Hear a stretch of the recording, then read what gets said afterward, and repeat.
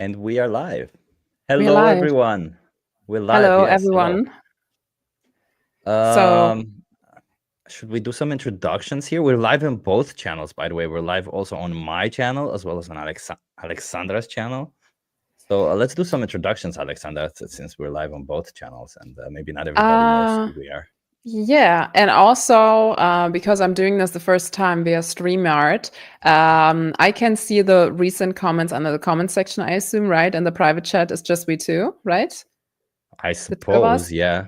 I think if you go to Yes. comments, you should be able to Yes. see those, yeah. Yes, and I can see older comments as well. So I think these are from your other live streams then, right?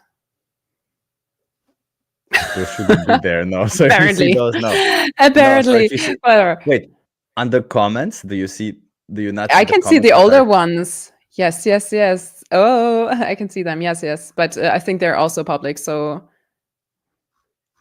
yeah. Interesting. Hello, Interesting. everyone. Hello, hello. Yeah. So I'd say let's have a short introduction. Do you want to start? Sure. I mean, it's your it's your main channel, but go on. Sure. I'm Mr. Chip. I'm that chip guy. Hence, you see, there's an H. There wasn't always an H here. I added it today, actually.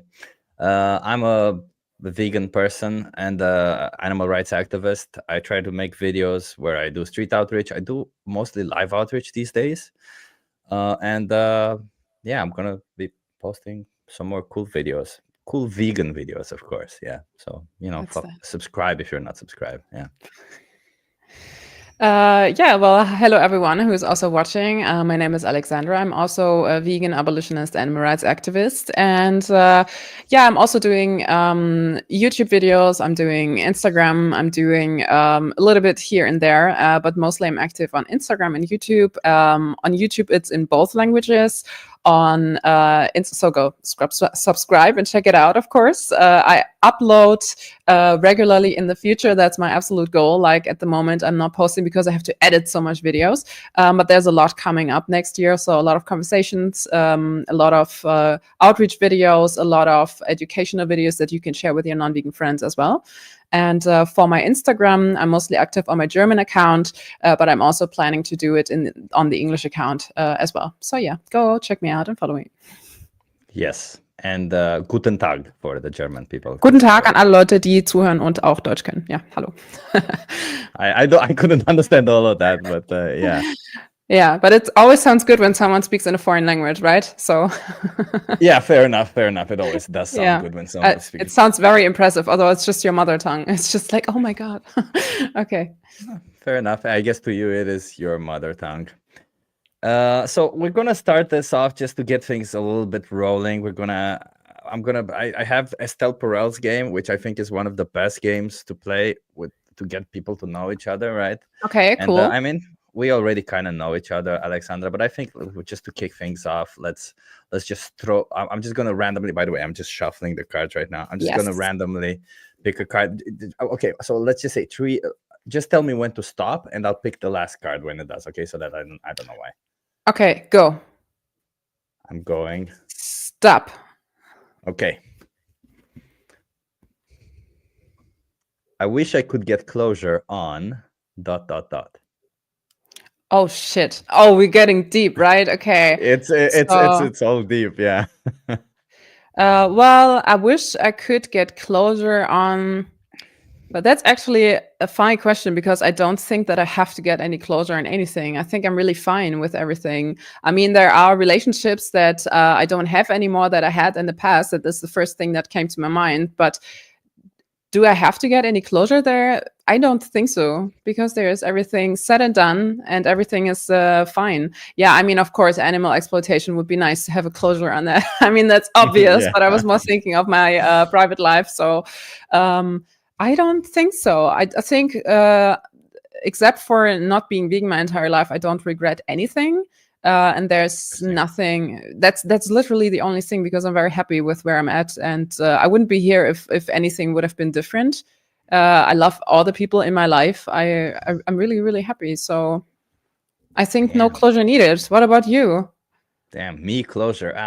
I'm kind of the same. I guess I don't really have any things that I regret. I I mean, I guess I do regret some things that I did in the past, but they got me to where I'm at, right? So that's good. Yeah. But who's to say, right? Like, if the closure, I think closure implies that there's some open wound. I do think have a.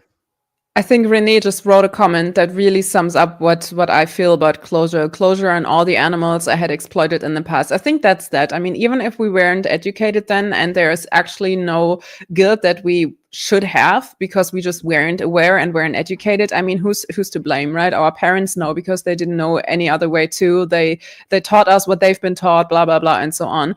But still, if we could turn back time and erase these horrible atrocities that were on our behalf, that were done on our behalf, like of course I would erase them. I mean, I don't want to have like this blood trail behind me, but it's there and it will never be away. Yeah. You know, so I think that's really the only thing that needs closure, and it's really hard to do that, especially when you're an activist, because you know what it means, what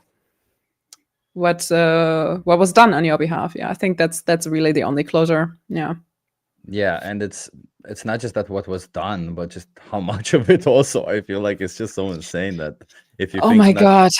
it's like I became vegan like 3 years ago, so I'm like, oh my God, that's so sad. It's sad to hear. Yeah. So yeah, there you go. The one regret in life is not being vegan earlier. There you go. Yeah, I think we can agree on that. Yeah. So next Okay. card. Let's go. Okay, let's pick another one. I just picked randomly a different one. Yes. I don't think all of these apply to us. I don't know. I can't believe I got away with ... I can't believe I got away with, oh my God. I don't know if I'm allowed to say any of that. How about you? And I think about something that I can say actually.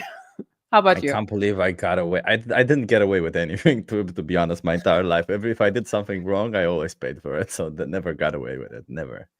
Okay. Always. I mean, I did a lot of weird, dumb stuff, but never got away with it. Never. Okay.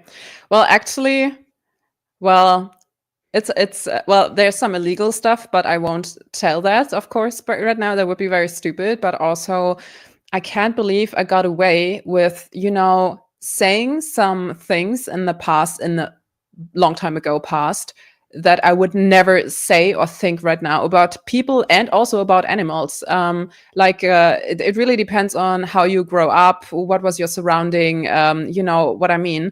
And so when you come from a background where there's racist stuff said, wow. you kind of grow up with that, and then you kind of like say stuff about people or even to people that I would never say right now, but just because I was so fucking young and I didn't know any better, and it was my way to cope and to deal with people who were mean to me, and then I was mean to them, but in the most horrific way, like with not forcefully or with physical stuff, but with language. And so it's really crazy that nothing really ever happened to me because of that. Like I was just saying mean things to people, and I got away with that, although I shouldn't have. And it took some years and a lot of growing up to reflect on that and to change. And so that's really something that is really sad to think about, I think. Yeah. I'm so happy I changed. Is that not something that you want closure on, those people that you were mean to? Well, I actually have, because it's so long ago already, and I know that they're fine and I'm fine. And I truly believe that people can change, and I changed. And so I'm not the person that I was when I was a teenager anymore. I had so different views. I had so different opinions. And so I think it's completely fine when you accept that you were a different person, but that you change to the better. I mean, isn't that what we all should strive for? And so I'm just happy where I'm at right now. And I think the closure is knowing that I changed and that I know now how fucked up it was, so. Is there anything in your life that you foresee right now that you could do better? As you say right now, that change, and like, do you foresee a path going forward where it's like, I know I kind of have to change this and that? Well, I think there are some smaller areas in my life, especially like I'm not consuming how to say I don't buy much products or anything. Like I'm not a shopping queen or whatever, but I think to reflect on your own consumerism, especially nowadays with all the trash that we're producing, with everything made wrapped in plastic, with everything produced shittily, and people are also exploited. And I think there's so much more to look into. Although it is, of course, huge because it's a fucked up world and everything is fucked up. And how can you make the change all at once? And I really try to be aware. And I think there's still room for improvement and to get better. I think just the way I live and the footprint I leave behind me, I think there's always room to just make it better. But at least like we stopped traveling. We're not traveling anymore and we don't want to because of all the shit about airplanes and like traveling to other countries and being a fucking tourist, why? It's nice here, so why would we go anywhere else? And also, I try to buy secondhand, and I really try, but there are still moments where I'm like, I don't have the second thought. I don't have the time to have a second thought, and then in the end I regret it a little bit. So when I buy something that is wrapped in plastic where I could maybe have find an alternative that was like not packed like this or whatever, especially when it comes to food, so I think that is really annoying. I fucking hate it that so many things are wrapped in plastic. It's really frustrating. Have you ever tried to do a plastic free week or something like that? Oh my God, I've never. No, have you? I tried it. It's insanely difficult. It is fucking insanely difficult. That's what I'm saying. I think there is room to improve. I'm actually a little bit overwhelmed and I don't know how, but I really want to change that because it's so frustrating. Because think of all the microplastic and every living sentient being, like every living being, even on this earth who's consuming water has microplastics in them right now. So that is absolutely insane. Like, I don't want that. And we don't know how to stop because everything is made from plastic. So we should not consume any plastic, but how in a world made from plastic? Like, it's a little bit frustrating, to be honest. Yeah. I mean, a degree of plastic is needed, right? Like, especially in medical areas where you're delivering vaccines or medicine, those should be in plastic because plastic is pretty sterile. But I mean, I don't even want to imagine the amount of plastic that animal products generate because animal products kind of need plastic. They can't be in carton or anything else. Whereas some fruit or plant-based stuff can already be in, I don't know. Do you know these bananas wrapped in plastic? Oh, yes. I mean, I fucking hate it. I hate it so much. Yeah. And it's like this with everything. And so I wish I could just like have a plastic-free life. But it's almost impossible in nowadays. So yeah, it's really stressing you out, right? Me too. Like, I'm just like, how the fuck, even if I need something, if I really, really have to buy something and there's no alternative, you have to buy it and it's wrapped in plastic. And I think it completely sucks. So yeah. I mean, I honestly agree with Tico on this one. Traveling is fine as long as you do it in a sustainable manner. Seeing more of the world is amazing. Yeah, I mean, I think if you don't travel business class, even if you fly every once in a while, like if you fly every month, then that's just a problem. But if you fly once or twice a year, what are you gonna do? I think it's really depending on the amount, and it's not to say that everyone who travels is bad. That's not what I meant to say. But it's really just like for myself, like I traveled so much, I've seen so much of the world, and my partner too. And so we're both like, is there anything where I really want to go? And we were like, actually, no. Maybe something in Europe that we can reach with train or whatever, But other than that, but other than that, it's not necessary for us. So, and there's also so many great places to see in Europe already, like. Mm-hmm. Yeah. Well, I saw a comment from Aubrey. So would you, just curiosity, would you date a non-vegan? I've been asking that. Yeah. No. Like, I mean, I know you're committed right now, right? But yes. I'm just asking, if you weren't, would you ever date a non-vegan? Well, I would give it a try for the first or even second date, but if they don't seem to want to go vegan, then there is no reason for me, because then we don't have the same values, and for me it's a waste of time, and I wouldn't want to spend my time with someone who is a speciesist, like with the knowledge I have now. Of course not. I mean, my partner and I, we went vegan together, so that was really neat, thank God. But if it wouldn't be for him, I think like it would actually be a criteria for me for the first date. I would prefer a vegan over a non-vegan anytime, of course. Like, Same, yeah. yeah. And then the hard question: would you break up a relationship if the person next to you becomes non-vegan? Yes, absolutely, without a Oh doubt. wow, I love how Yes. straight you are. Yes, absolutely. Yeah. That's interesting. Can I ask why is that? Well, it's yeah, vegan burger. It's a vegan burger. I have to show it because it's very, very, very delicious. So, yes, because it's what do you say? Is it treason? Yes, I think that's the right word. I don't like to be around traitors, and I think if you understood veganism and then go non-vegan, which in my opinion you never get it right away, then you're a traitor towards the animals. Like you're backstabbing them, and I fight for them every single day. And this is the most important thing in my life, actually, to make a difference there and to stop people from fucking oppressing other animals. And there is no room for discussion. If someone would go non-vegan, for me, that would be like, you know where the door is, give me my key, like get the fuck out. Like no discussion needed. Yeah. And how about you? Segue. Actually, yeah, I don't. When I look in the dating apps, I already have vegan set, and if somebody's not vegan, they need to at least be like almost vegan. I'm dating a girl now who's not really vegan, but she's almost vegan in a sense. It's kind of hard. Vegan. Yeah, it's kind. Indoctrinate her. It's kind of hard when she buys coffee and she puts milk in it. I'm like, oh, but yeah.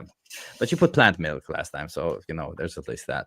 But the reason why I thought it was a good question, because we can segue into this other topic, where it's like, what exactly do you think makes vegans go ex-vegan? Like, what is your opinion on that? Well, the biggest reason is that they never dived into the ethical stance of it. Like they were not educating themselves enough to fully understand what this is all about. This is not just about an animal-free diet or an animal-free lifestyle.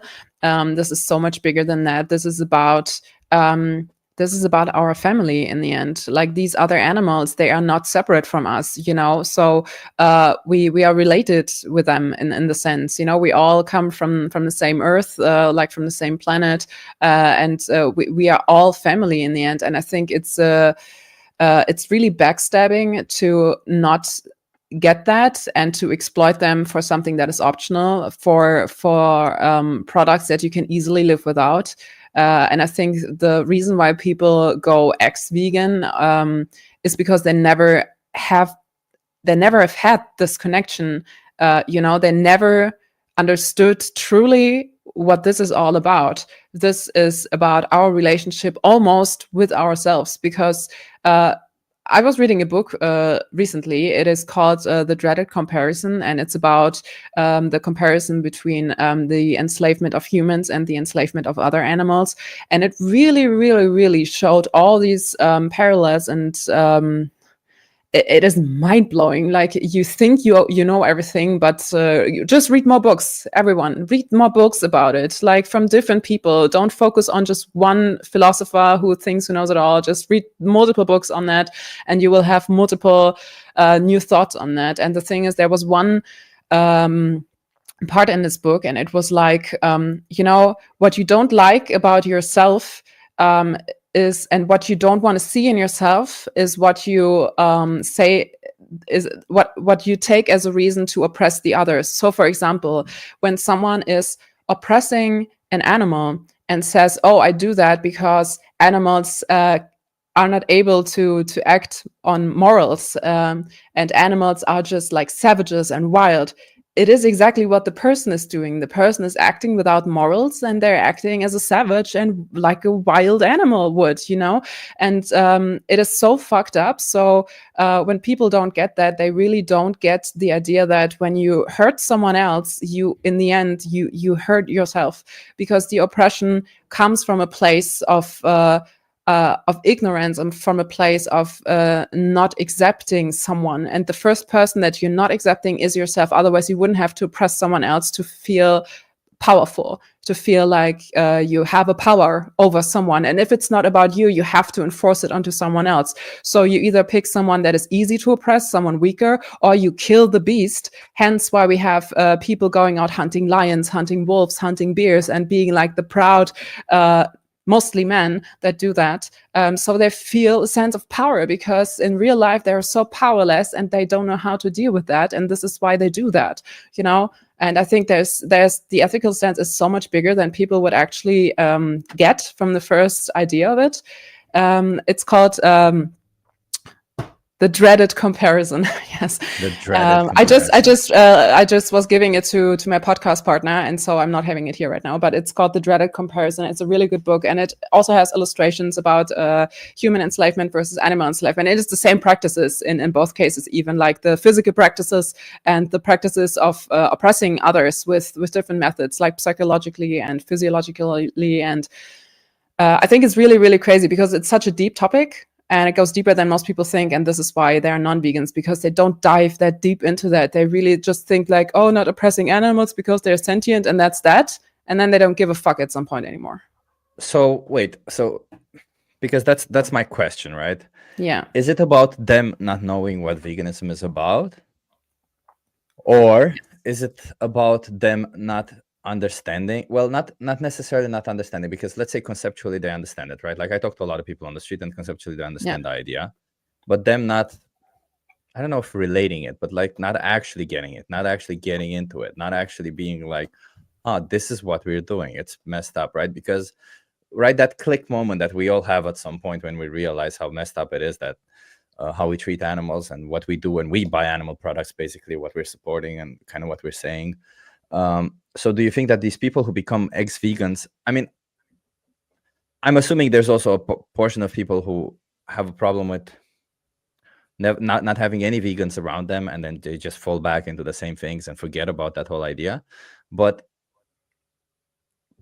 do you think it's that they don't know what veganism is, or do you think that they don't understand it, or do you think, like, I'm kind of trying to get the nuance here, because for me, I believe, I mean, I honestly think there's a whole range of symptoms for why people become ex-vegans, but my best guess is that even if people understand what veganism is, aside from the people who obviously follow a plant-based diet and have no connection to veganism, like the people who are actually vegan for animals, I mean, I think the problem there is that most people, I think they have some practical issues. Like either they're not surrounded by vegans and it's difficult for them to maintain it, and a lot of the times they get shit for it. I don't think so.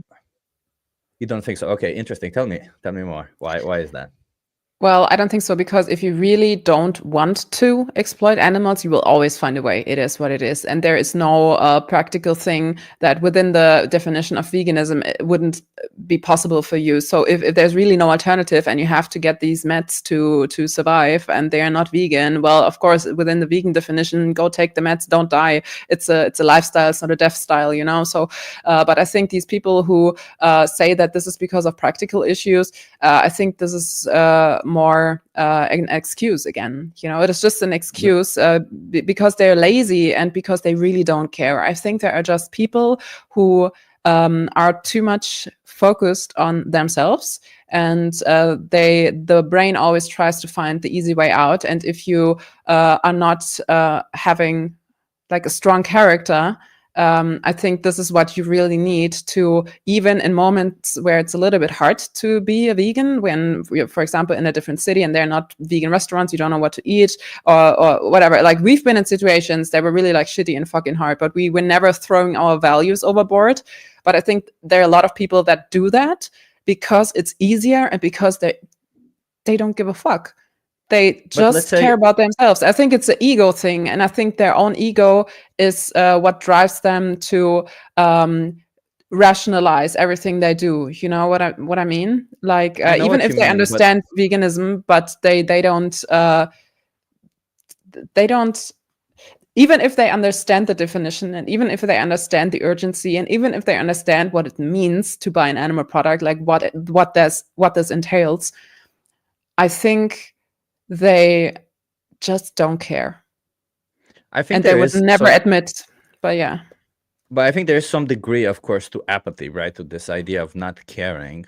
But I Yes. do also think that if you are vegan, let's say for the exactly the right reasons, you understand veganism, you understand animal exploitation, you completely oppose it, but then you Yes. are completely surrounded by people who always consume animal products, and let's say you will never come back to eating meat, right? Because I think like eating meat is that one thing where regardless of like you just know that an animal died, that gets exploited, like it's so much more of a reminder in your mind of what animals go through for that.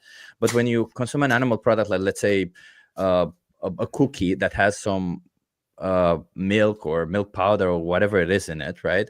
You don't really connect that much anymore. And when you see everybody around you doing it, I think a lot of these people, they go like, hey, you know what, maybe it's not the worst if I do it once, and then they just slowly go into it again, and at some point they realize that yeah, they're theoretically, morally, they do stand against animal exploitation, but practically it's just they just find it difficult or something. Because But how is it I find, difficult? How's it difficult? Like you can just not take the cookie. You can just not do that. You know what I mean? It's not oh, difficult to not Alexandra, do there's that. people. So I'm a person who refused cookies always, right? I'm the type of person who, yes, like, even when I wasn't vegan, I was just refusing cookies because I used to be a health nut, keep on right? talking. I will eat a burger.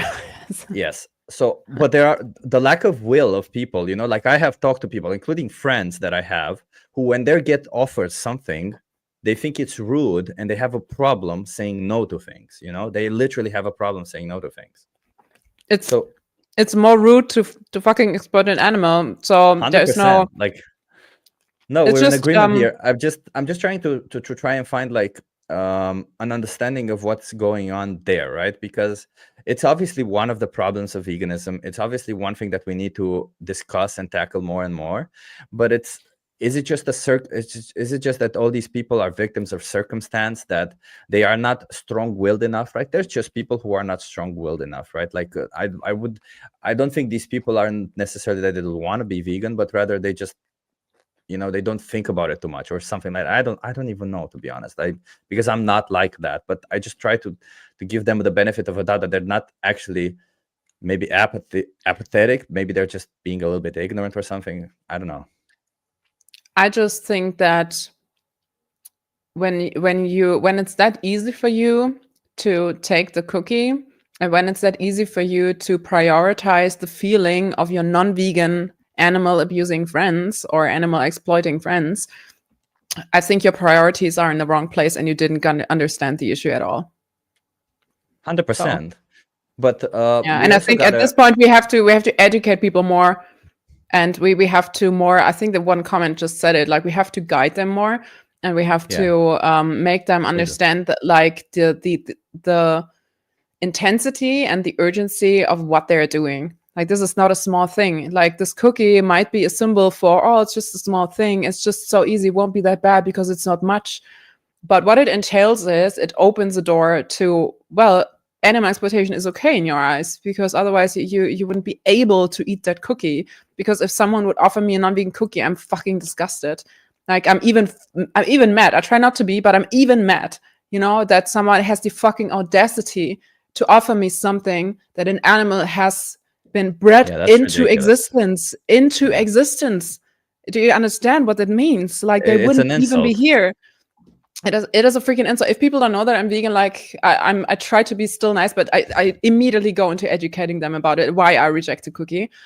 But still, if prioritizing the feelings of your non-vegan animal exploiting friends over the animals that you apparently care about, your priorities are completely off and you didn't understand anything at all. That's Yeah, that. Oh. I completely agree with you, and you clearly didn't understand it, right? Like that's the problem, that a lot of these people who become ex-vegans, they didn't really understand the whole principle of veganism, right? They didn't, or maybe they're in situations where they're just, I don't know. I'm really am trying to not be black and white about it, because I do believe there are people out there who kind of understand what it is, but then they're, I don't know what it is that gets into there. I honestly don't know, but We just I have think, to educate all over the world, constantly. Every week has to open their mouth and talk to people and educate and read books. Guys, read books and talk to each other and try to get better activists, try to update your knowledge from day to day. You know what I mean? Like, think about it, go deep dive, especially on the ethics part. I think without the ethics, we're all lost. I think without ethics, the whole world would just like even be worse than it is right now. So we have to educate, and then these questions won't be there with some people anymore. If they know what this is about, there is no option of eating the cookie. It's just gone, you know? Come on. Logical Brandon says, I hand over a snack to Alexandra. I missed that there was milk powder in the ingredient. At least she karate chops me in the neck. That's true, Brandon. That's true.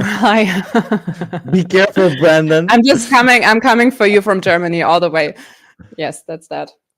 I mean, I guess what I was going more towards is how important do you think for people in decision making is the feeling of belonging to a group, right? Like, because I tend to believe, and I have actually been looking into some research lately about how important is the feeling of belonging to people. And there's actually quite enough research to show that people follow their actions towards just for the sake of belonging to a group, regardless whether those actions are moral or not from their own moral system. So maybe people who never ever get to interact with other vegans, maybe people who, no matter how much they want it, never actually get to, I don't know, maybe sit in a live stream like now, right, and chat to other vegans, or maybe they don't go to activism because they're living far away or something. Maybe all these people, they just want to feel like they belong more than anything else, and they go down that road. I think that's a really weak reason still, because I mean, I get it. You don't want to be excluded. You don't want to be like a lonely or a lone wolf, whatever you call it, you know. I get it, but still, I think this can never be a reason to throw your values overboard and to throw somebody else under the bus. This is just, if people, they would never want this to be done to themselves. So there is no excuse to act like this on somebody else, you know, especially when they're like this vulnerable and they don't have a freaking chance. Like if we don't speak up and if we don't take this serious on all levels, like more serious than anything else, like these animals, they don't have a chance. They can't even speak up for themselves. Like they can't like protest. They can't speak up. They can't say, please don't eat the cookie. You know, they just can't. And so we have to be strong and we have to educate others why we should reject the freaking cookie and why this is so bad. But do you think it's important that we also, when we outreach people, that it's important that we also give them a sense of community? Yeah, discuss community, give them a sense of community, and of course is. You know what I'm doing in my recent outreach? It was really a good strategy. I'm more like, you know, I have to look up the first word because I don't want to say it wrong. Hold on. It's full of vegan cream. Hold on. I don't want to say the word wrong that I have in mind right now.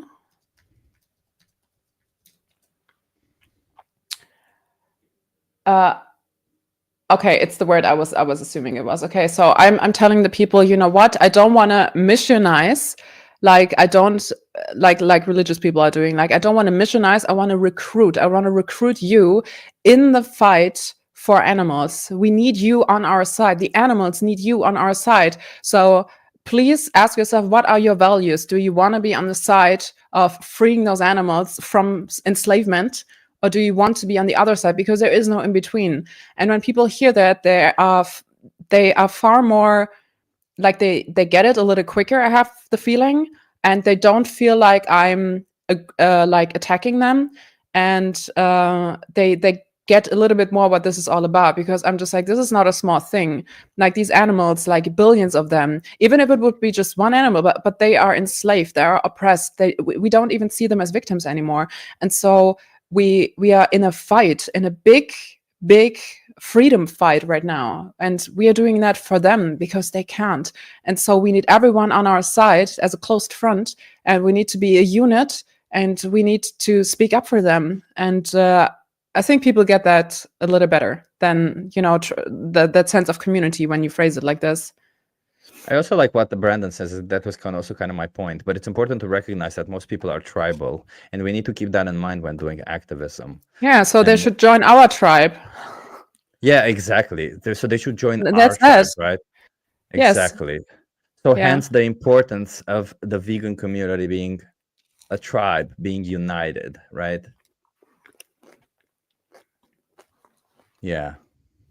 Do you see her? Is Sunny? that That's Sunny? not tofu. That's Sunny. Yes.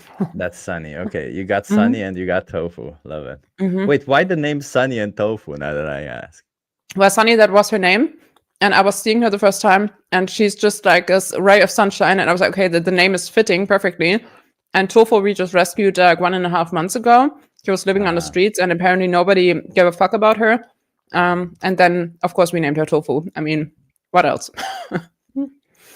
Yeah, they're the yeah, cutest and cats on the planet. No discussion.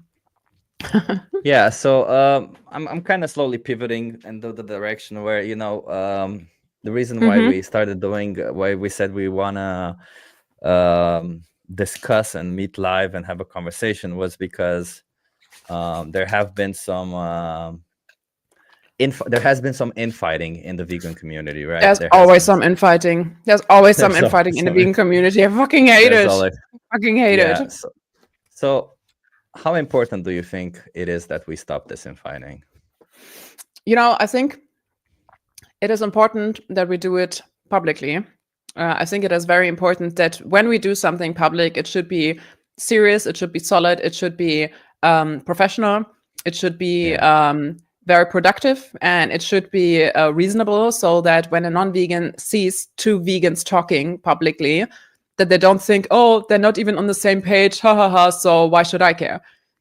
We have to be a closed front, as I said before. This is not something fun that we're doing. I mean, activism for the animals is their only way out of this. So if we don't take it serious, and if we don't act as lawyers, actually, like, do you ever see lawyers bitching at each other like in a courtroom like little children? No, they don't. They do that in a back room. They meet there, and then they're getting all their anger out, and then they maybe yell at each other, but in front of the court, in front of the judge, they're fucking professionals. And this is what we have to be too, in my opinion. And so when there's infighting, when you have to criticize someone, you either do it publicly in a well-mannered way so that other people can learn from the conversation too.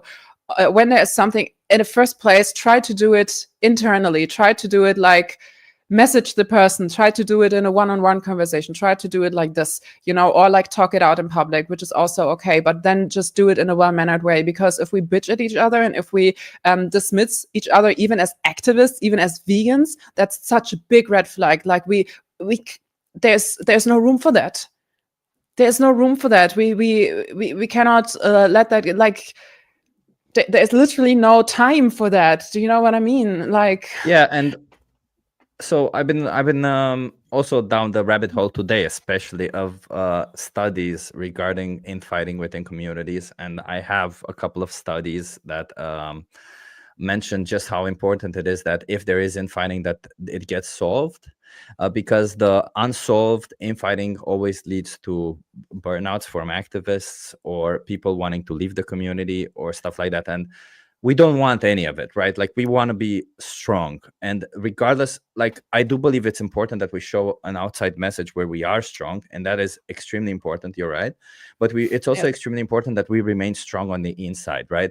Like, it's important that when we infight on the inside, like, I remember when my sister fights with her children. I mean, they're a family, they sometimes have arguments, but what she Yeah. says is, hey, I love you, but we're fighting, that's it.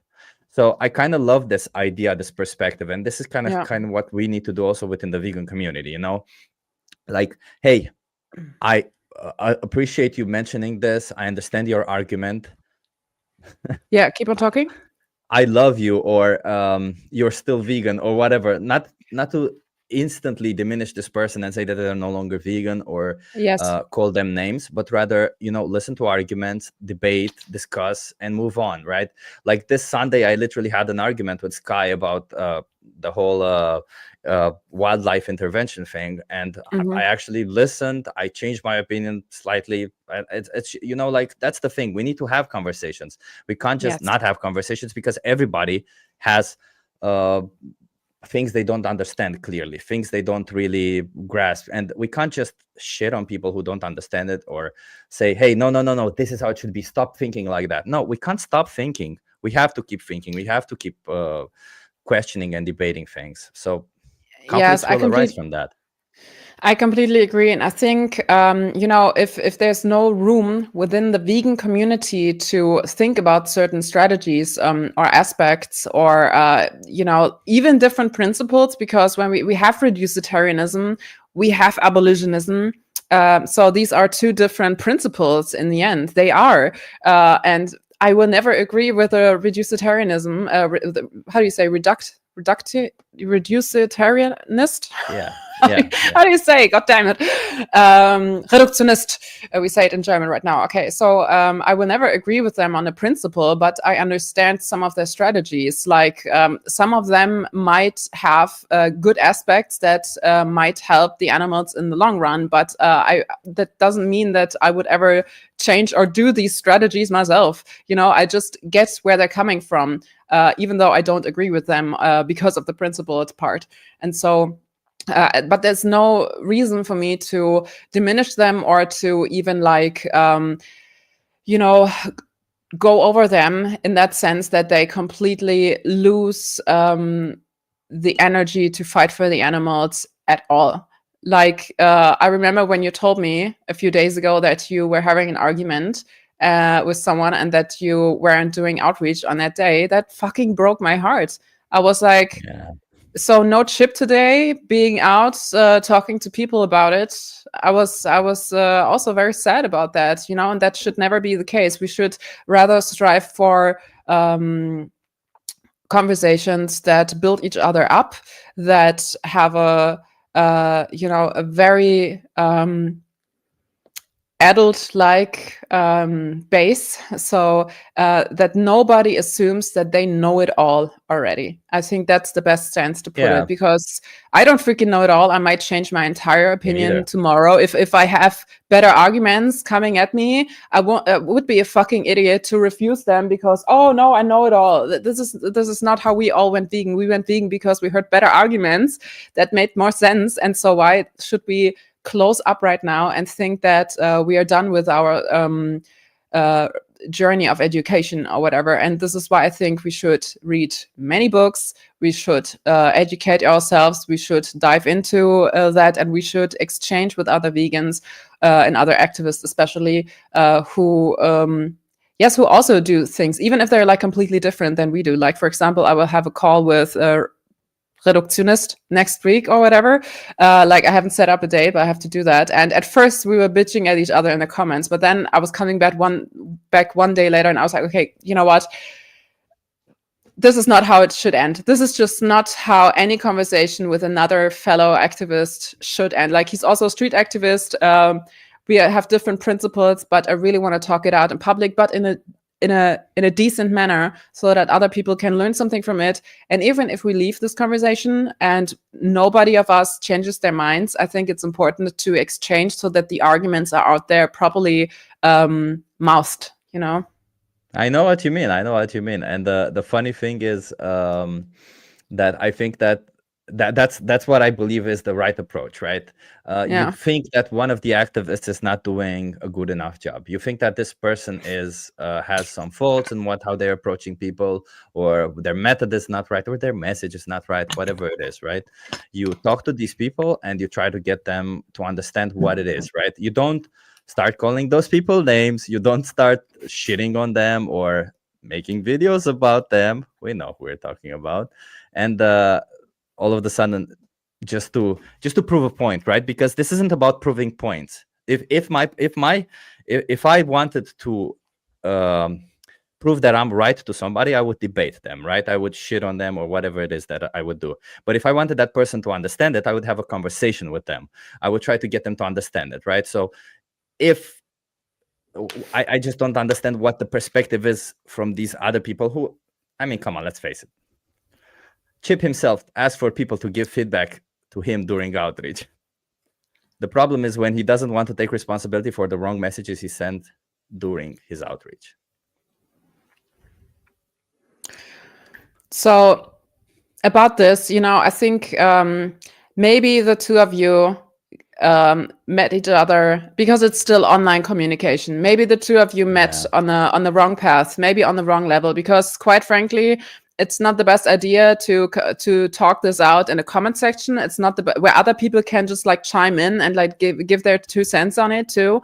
Maybe it's not the best idea also to make a video about someone and to like publicly, it is almost like publicly humiliating someone because you think they've done something wrong, and to almost make fun of it. And I think this is something that nobody wants to see of themselves, especially when they get out like several times a week and doing very good activism. I mean, of course, some conversations we talk about it a lot. I give you a lot of feedback, Chip, right? I mean, there are almost on every live outreach, I'm sending you feedback, and I do that because, of course, you're a different human than I am, and of course, I'm doing different conversations that you do. But it doesn't mean that I would ever dismiss you as an activist. And I'm glad that you're out there, and I'm glad that you're showing the people or like educating them on what is so important, so that they stop exploiting animals. And of course, you know my feedback. There's always something, but I also get feedback from other activists, because I'm also not perfect either. And I think if I can grow from their feedback, I think it makes sense. If I have something that catches my attention, I just bring that to your attention, and then you can make it better in the next outreach. And why not doing it this way? And I think we should all just like calm the fuck down, try to be decent, and try not to bitch at each other. And I think that's all. And if we really want to do that, I think this is not the super productive thing. I think we should always talk it out and try to be the bigger person on both sides. I mean, and then we can maybe get along better. I mean, maybe there's even room for you and David to talk it out and to have a private... I blocked him. I lost hope. I tried speaking to David. It's not doable. So for the sake of my activism, for the sake of myself, I blocked him, and I'll just move on. A vegan animal defender who is the same type of person who gives feedback, constantly gives feedback, and I constantly take their feedback. But yeah, no, David, no, thank you. I'm done. It's all done for me. I think that's I understand, because sometimes when you've had enough, and sometimes you just don't get along with someone else, and that's we're all humans. There are also humans I don't get along with, and that's fine. You know, we can't force it. But I always think it's nice to at least have a decent conversation with each other, even if we don't get along in the end. You know what I mean? It's a little hard. But when you tried and when he tried, and maybe your line of communication is just like so on different levels that there is just like no way of fixing it from this point on. But I think that said, I'm very, very glad that people like you are out there going out so often, risking themselves to the public, because it is what it is. When we do live outreach, especially, you're standing there all alone on your own. You talk to strangers. I remember just this one guy who was almost punching you with his fist coming close to your face. And I was like, holy shit, anything can happen in a live outreach, you know? And I think that's very brave for people to go out there, to spend their time and to give that to the animals, because this is what this is all about. We have to be open for feedback. We have to be freaking calm and collected, and try to really focus on what is important, which is the goal of 100%. Being the best activist that we can actually be. And maybe we're not the best activists if we shit on each other. Exactly. And the thing that it's very important is that, so for the reason, by the way, just FYI, and I don't want to go too deep into it, the reason why I blocked David is because of what you said. Because this one day it happened that because of his video that he published about me, I decided to not go into activism. And it's not that, it's just that I got in my head. I knew I wasn't going to be the best activist. And when I'm out there doing it, I need to focus on the person that I'm speaking to, because my strategy is to try and see where that person is so that I address exactly the concerns that they need addressing. That's my strategy when I do activism. So I can't do that if I'm in my head, or if I'm thinking, have I said this? Have I done this? Right? So that's just my... Yeah. Babes, kannst du mir mal bitte noch ein Wasser und einen Tee machen? Das wäre total geil. Dankeschön. I'm sorry. Mark J, thank you for the donation. People or activists who criticize other activists are destructive, and they're not thinking about animal suffering.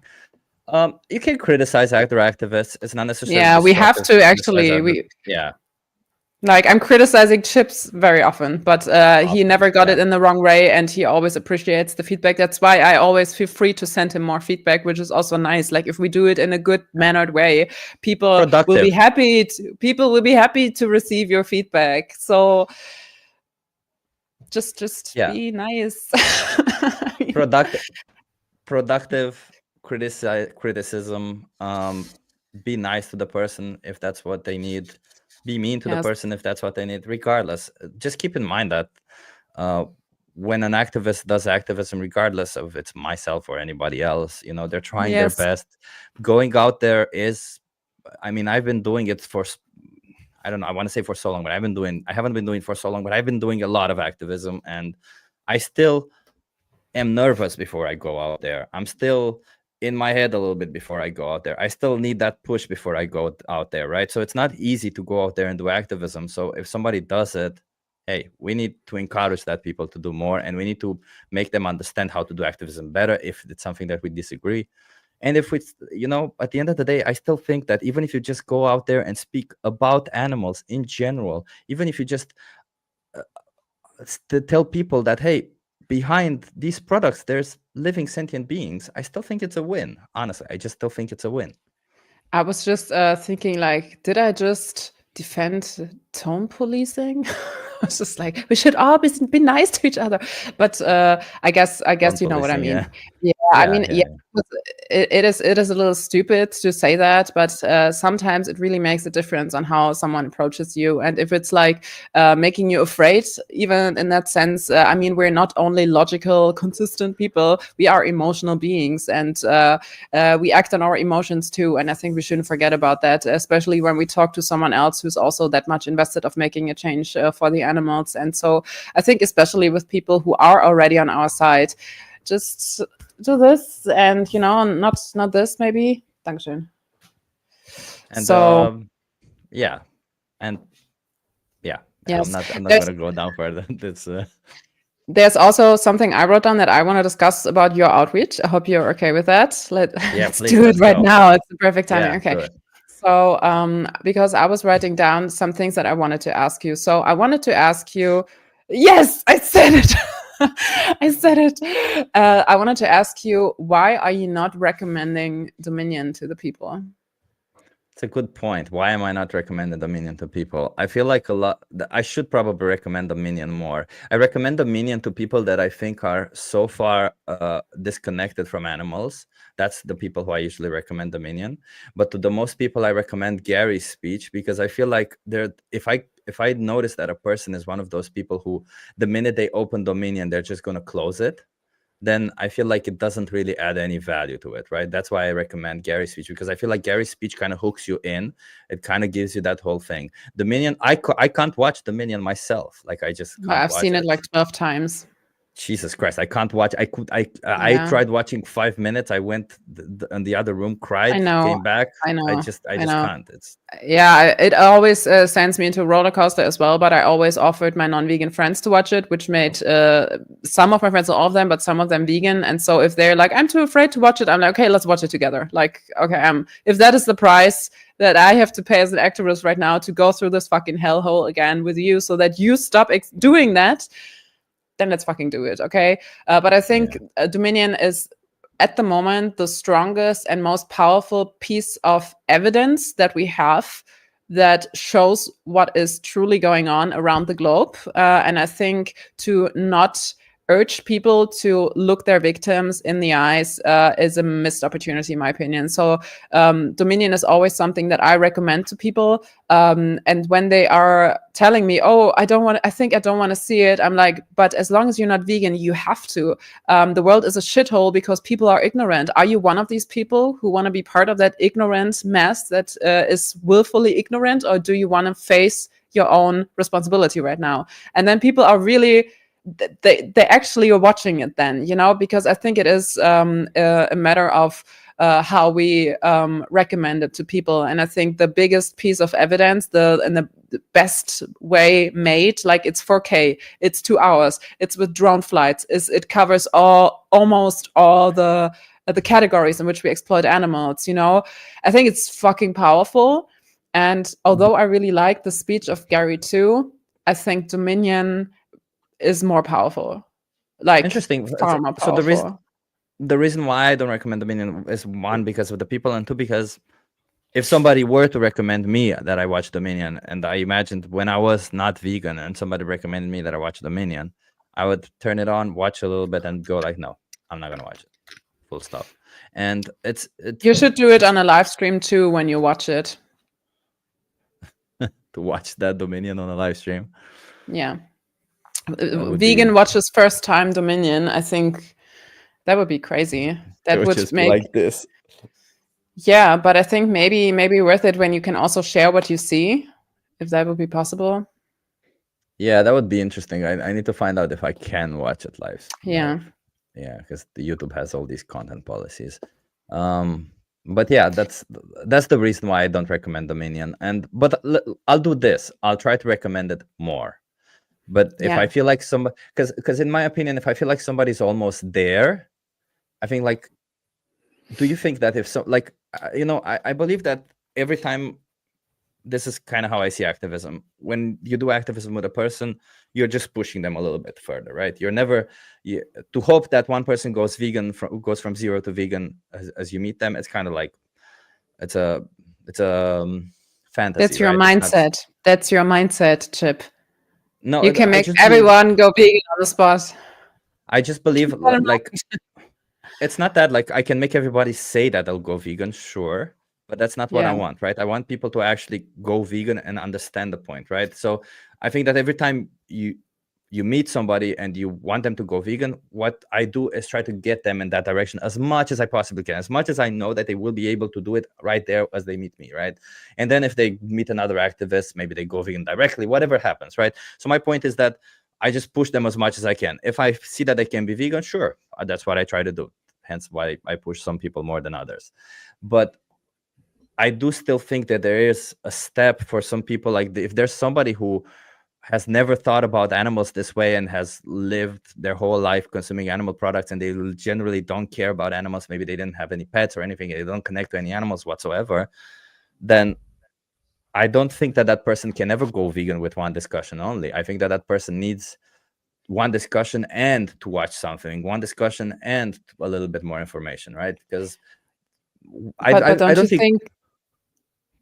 But don't you think that Dominion then is the right thing to show them? Because it can't get any more real than that. Although I understand, like, from the rhetorical side, Gary's speech is, of course, I was also blown away when I was watching it the first time.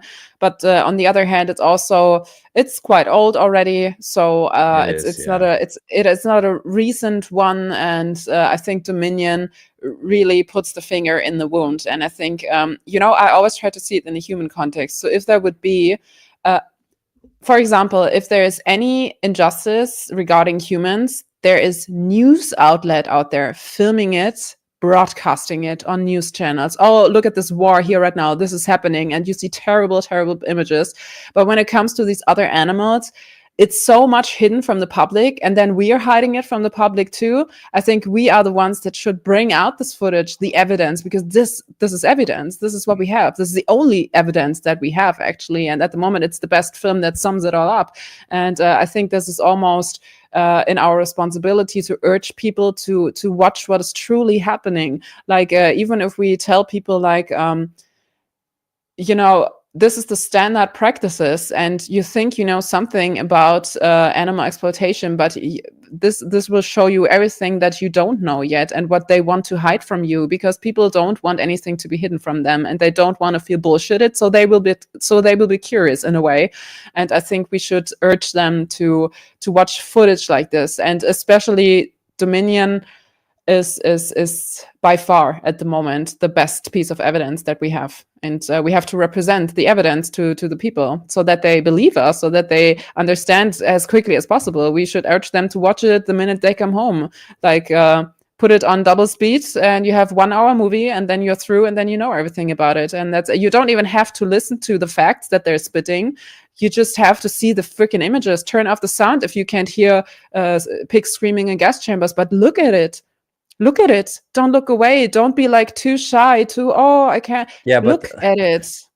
listen, These are your Alexandra, like victims. I understand what you mean, and you're right, right? Like we should be able to watch something that we're paying for, something that we're supporting, right? It's obviously true, but I don't like, from my perspective, where I was as a vegetarian before going vegan, I couldn't. I like, again, if somebody recommended that documentary, I wouldn't have watched it and nothing had happened. But if somebody had recommended me Gary's speech, there was a strong possibility that I would have gone vegan. And that's the thing, right? Because I think like some people need to see the footage, but some people need motivation.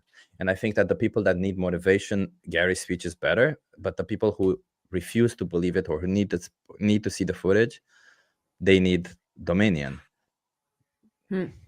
I don't know. It's hard to say, right? Because that's the whole point. When I'm there, I'm not just trying to do what somebody says is right. I'm trying to do what I think is right by that person, right? That's why I get what you mean. I get what you mean. Yeah. But don't forget about Dominion then, because no, I'm going to recommend Dominion more. I'm going to recommend it way more. You know what you could also do with what I wanna try in my next outreaches too. Like I want to have like a little tablet with me, and Dominion just runs on that, like without sound, and I'm just like, you can like hang it around your neck or whatever, and when the conversation starts, it's like, oh, my social experiment, by the way, is that this screen runs all the time, so you just click on play. I don't know, but I think that's what I'm doing. I'll do. Yeah, but I think to show the evidence and to make people really aware of what is going on is super important. Like, let us be the news broadcaster that go to the victims, film it, and show it to the world. I think this is what we owe to them. 100%. Yeah, but I get what you mean. I get what you mean with the motivational part, and some people would just not watch it because they're too afraid of it. I get it. I completely get it, but still put it out there. Both together, maybe watch the speech and then watch Dominion. The speech, easygoing, and when you've done that, there is another. If you really want to see the truth, if you really want to know what's going on, this movie will show you without a doubt. I mean, that's what I'll do. So I've been thinking about putting it under my jacket, and when I feel like I need to show footage to the people, I just this is what you're paying for, and just show it. That's what I've been thinking, and I've actually been working in that direction, because I last time I had my iPad on me, but I didn't have any way to hang it around my neck. But I will do that. Yeah, that's a good idea, and I've been wanting to do that for a while, so I will do that, and I will recommend Dominion more. Right. Because that Gary speech is, while it's a great speech, I'm afraid that also some people may not see it because the way We the Free is built right now, and yeah, it's a whole thing, but it will change in the future. So yeah. I see. I'm curious of how it will change. Let's see. So that was that. Let me cross this off. I have another thing that I noticed in your last outreach. It's just a small thing, but I want to take this off of my list too. I hope you're okay with that. I think when we talk about those animals who are held captive on farms, we should talk about them as farmed animals and not farm animals. I think that's just something I noticed, because there are no farm animals. There are just farmed and exploited animals. Yeah, that's a good one. It does make a difference, right, when you name them. Yes. Farmed. Yeah, okay. Yes, and then in keep it in mind. Okay, it's just like small things that I noticed. I hope it's okay. I'm sharing it, but talking about feedback and stuff. Okay, and the last thing is, I think within our community there sometimes is a communication problem between something that is normative and something that is descriptive. So how things are supposed to be and how things are, and I think especially. I'm not sure which live stream it was, but I think it was the one with you and Harry and someone else. I don't remember, but you were talking, I think you were talking about white animal suffering or something. I can't remember, but I think you were turning around in circles all the time because none of y'all kind of made the separation between normative and descriptive. So when we talk about certain principles and ideas, there's a way of how it's supposed to be and how it is in the end. So of course, in a vacuum, if you would have the option to kill the lion to save the zebra just in the vacuum, would you do it? If it's not happening in the real world, it's in a vacuum, like, would you do it? The answer is, of course, yes, I would kill the fucking aggressor. I would save the zebra from being attacked, of course. So, but in the descriptive way, in the real world, like where there are other implications and other things coming into it, the discussion suddenly opens up and there's like more to discuss. Like if there is other opportunities, if there's another solution, if there is anything that we can do. And I think these things we also have to talk about within a vegan room, let's say, you know what I mean? And it's a little bit hard because I had to learn and read up that for myself because I wasn't aware for myself and I couldn't separate these two things. And I think it makes it easier to talk about ethics and to talk about certain principles when we can make this separation and when we don't run around in circles. So when we can talk about normative principles and descriptive strategies, you know what I mean? Yeah, I don't know exactly what you mean, but I will definitely look into it. That's okay, great. So normative principles versus descriptor. Descriptive strategies. I mean, this is what it's. Yeah, just look it up and look for yourself. Like, what is the differentiation between these two? Because I had to read it up myself. I was also learning it from another activist, actually, and I was like, oh my god, I made the same mistake. And then I was like, okay, now I know how to answer certain questions because some questions are just happening in a vacuum and it's just about the normative principle of it, but you cannot put the same form on a descriptive strategic strategy. I'm sorry. Yes. So that's that. No. I mean, I'm gonna. I ticked everything off my list that I wanted to tell you and to ask you and to share with you. So that's it. Yes. That's it. That's it. Bad. Yeah. Okay. Yeah. I mean, I obviously have to look into it more. I think most of the time the feedback that I get is great, and a lot of the times I want to change it, but you know, when I'm there in the moment, I forget. So I need to repeat and repeat and repeat. Sometimes before I go out there, I literally look at the things that I wrote down and try to repeat them so that I don't make the same mistakes. But you know, I'm gonna make mistakes again. So I'm gonna try not to, but I'm gonna make mistakes again. It's fine. And I see feedback. We have to learn from that. Let's go. Same with the hyper focus on necrophagy. It leads to a vegetarian conclusion, which Chip does every single time. What is necrophagy? Can someone explain? I don't know. I really want to look it up. I just looked it up right now. It means it literally means consuming dead organisms, like basically carnism in that sense. What is that? Like I don't get the point. Can someone explain? Like sometimes I'm a little David's claim. No, I get it. It's a little bit out of context, of course. Okay. David's claim is that my outreach is mostly focused on eating meat, and that leads to a vegetarian conclusion. Apparently, it's not that I'm mostly focused, but that's what I do every single time. David, I don't do that every single time. I think you probably haven't watched my outreach in quite a while. Maybe I used to do that in the past. I don't know. I try to improve.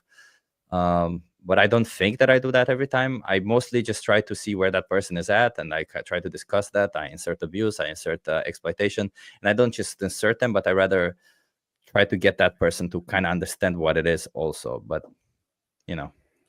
Hey, I'm sorry. I have to save my burger for my cat. Funny. They're like ninjas, I swear to God. They have like freaking ninjas, and they love all the vegan food, especially the vegan cat food. Now sue me, everyone. Go away, that's my burger. So okay, I get it. I think it was a little bit similar to what I was also sending you for like the last outreach that I saw. I think, of course, it is always a little hard to explain to people the entirety of the thing, and sometimes you may just only talk about one thing. Like, for example, mostly outreaches talk about exploitation of animals for food. And I think this is not the complete message, of course, hence why I gave you the feedback there as well. But I think as long as we include in our stance that this is about the general exploitation and oppression of animals and to viewing them as resources and as products and as a means to an end rather than an end, I think we're good. So yeah, not every single outreach can be your best one. Not every single outreach can be perfect, but we should strive for it to be, I think. Yeah. And I also feel like I try to, at least some of And my yeah, conversations. I'm sorry, but yeah, I was just reading the comment. I also don't say meat. I also say flesh because it's their flesh or the animal's body parts or something, because these are euphemisms, and I also agree that we shouldn't use them. I also don't say dairy. I say it's the mother's milk of another species. So I also don't say leather. I say it's the skin of someone else. So I think we should also get rid of these euphemisms. And when people are looking like confused, then we can say what the euphemism is that they probably know. I think that's also a good strategy to make people aware of what it really is that they're buying and consuming. Yes. I mean, I kind of disagree with that one. Not because you're right. I mean, calling them that in a day-to-day life is kind of doing that, right, with regular people. But when you're doing outreach, the whole goal is to get that person to kind of understand. And if they're gonna, a lot of the times people on the street, especially when I noticed, when I talk to them, they're not gonna say that they didn't understand something. So most people feel embarrassed about not understanding something. So you might use a term like animal flesh or something. Okay, let's say flesh, they do understand, and that's a good point. Maybe I should use that more often. But when you eat someone else, yeah, like really like make it someone. So that I think the way we talk about other animals is very important. Yeah. But if we say you're wearing somebody's skin, nobody's gonna understand it, sadly, even if they do that. The reason why they don't understand it is because they never have thought about that perspective, and they would what's going on? And some people would just go like, okay, I would never wear somebody's skin, and then they just go around buying leather because they don't know that the leather is somebody's skin, right? So I think have they never seen Hannibal? I think the more explicit the more explicit we are, the better it is, right? It's just that it's so difficult to be highly explicit in 10 minutes conversations. That's right? Because you want to give so much information to that person, right? And a lot of the times I use the dairy cows perspective because it's just so messed up, and so many people don't really know that is so messed up what's happening to them. And I feel like it's one of those really things that kind of gets people exactly thinking, hey, I used to think this is okay, but just how messed up it is. And it kind of gets people, it piques them with curiosity, thinking, hey, maybe this other thing is also messed up, hence why I use that. But yeah, enough about me, enough about me and my activism, whatever. And everybody, if you're wondering why I sometimes emphasize David's comments, David is blocked on my channel, but he is not blocked on Alexandra's channel. So some of the comments still come through here, and that's why I can click on them and we can talk about them, right? So that's why we can see them. And the reason why David is on my channel, just to finish this thing, I have nothing against you, David. I just really want to do outreach. I really want to do my best, and I really want in the live stream that I'm doing that the people who are not vegan and go there, they don't need a lecture. They need to go vegan. They need to have conversations. The reason why I do these live streams is so that more non-vegans join. And yeah, I just don't trust you. I'm sorry. That's it. Maybe it's my own fault. Whatever. Sometimes you just don't get along with each other. I think that's that. And that's okay. That's okay. We don't have to get along. We can offer each other mutual respect, right? Like we respect from the distance, and that's what we're doing now. I think that's very big of you. I think that's good. And as long as we don't close up and strive to be better on all sides, on your side, on his side, on my side, on whatever activist is watching this right now, I think we're all on the very good side. I think that's the side we should all be on. Yes. Yeah. So also, if someone is watching my outreach videos or whatsoever and has any feedback, drop it like in the comments or drop me a message. Now I wish I had something to say about your outreach, but now I'm like, no anymore. But you do great outreach. What do you mean? Like, that's just the thing. It's so easy to go by one conversation and say that one thing, but I feel like you always do great outreach. I haven't seen you do bad outreach ever. I just don't upload the bad ones. No, fine. No, but there's still a lot of outreach to come. I just haven't had the time to cut the videos. It was just a little bit too messed up. And I was like organizing a little bit my life around this year. So, but next year I really want to do more outreach. I want to do more live outreach. And I finally want to use my signs. Oh, by the way, I have sent you the slavery sign. What do you think about that? Can we show it to the people so that we can maybe talk about that before we watch some outreach videos? Oh yeah, let's do that. Give me a Can you second, share that? Yeah, Because I'll download I really it want now. to go out and do outreach with that very soon. I want to see how people react because I have some new strategies. I'm also working on a very new sign and a very new outreach strategy that I've never seen on someone else, which I want to try next year, but I'm not going to tell you about it yet. But I think I have a great idea. I have some questions about the signs also. Let me see if I can present. Drop the questions. Slides. Man, these comments are going so fast. Like I literally cannot read even one of them. That's not what I wanted to do. Good. I just I guess I had some slides from a previous your computer. There you go. Okay, let's see if I can do this. You wouldn't believe that I'm a software engineer, huh? No, I can't. I need to share my. Well, you helped me to set up everything, so yes. With the StreamYard, I was trying so hard to make it work, and now I'm so happy that it worked.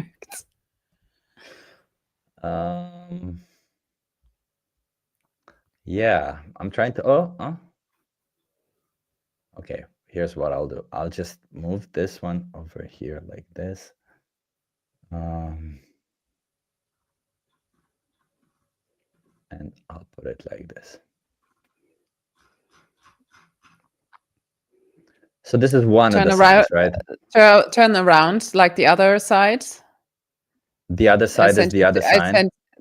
That's the front side, the other side. So show the other one first that I sent you. I sent you two. Okay. Let me remove this one.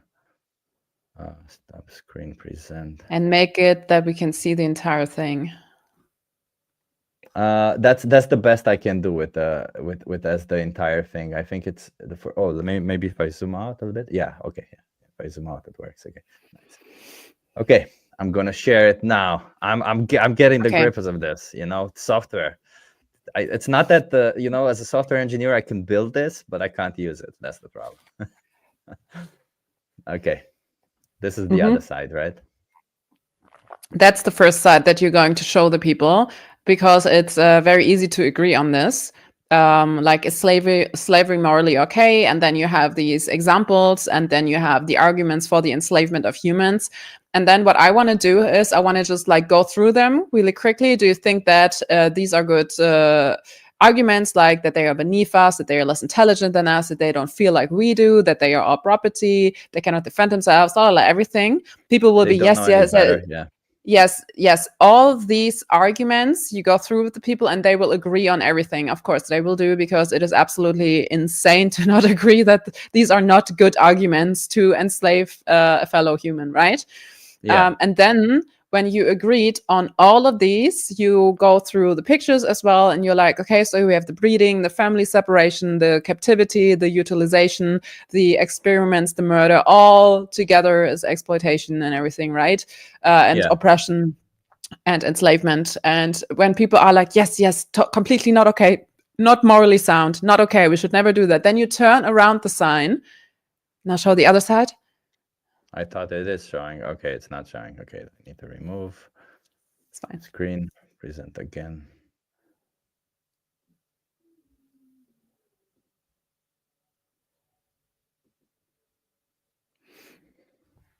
And there you have it. And then it's exactly the same, except for the pictures, the victims who changed. And then you can have a very interesting outreach, because no matter what they say, it's listed in there. You know, when they are like, oh, well, but I've always done it. It's a habit. Well, look at this point down there. It's tradition, habit, convenience, and pleasure. Are these good arguments for the enslavement of others? And because it's literally the same, it is enslavement. And I think I really want to try this for my next live outreach on the streets. You're gonna get a lot of humans are not like animals. It's different. You're gonna get a lot of that. Be prepared for that. Yes, and it's literally like the first 4 points altogether. Like they're just like not us, and they are less intelligent. They don't feel like we do. They are beneath us. It's the same reasoning. So no matter what the people say, it's listed in there. And so I think this will be very interesting. I think. So do you David support says. slavery? So. David says, "I get it, but it's long." Yeah, of course it is. I mean, that's why I'm saying, like, you don't have to go down all these points on the first time. You can just like, oh, just read through it real quickly. Do you think that any of these are good? And then you turn it around, and no matter what they say, the reason will be in the list. And then it can be, oh, but look at this. You said that this is not I a good like that. argument. You I see? like that a lot. I like that. So Yeah. so we start with the other side. So first of all, I still catch people with the doing social experiment, right? I still draw them in with that. Yeah. Then once they come there, I take the sign and I say, hey, what do you think about slavery, right? And here Yeah. are some of the arguments that people used for the enslavement of people. And then I go down this track. I'm guessing they're the same arguments on this side as they are on the It's other exactly side. this. Everything is the same, Yeah. except for one word. Arguments for the enslavement of others or of humans. And the pictures are different. And of course, the Yeah. headline. Like the one is slavery morally okay? And the one here is, do you support slavery?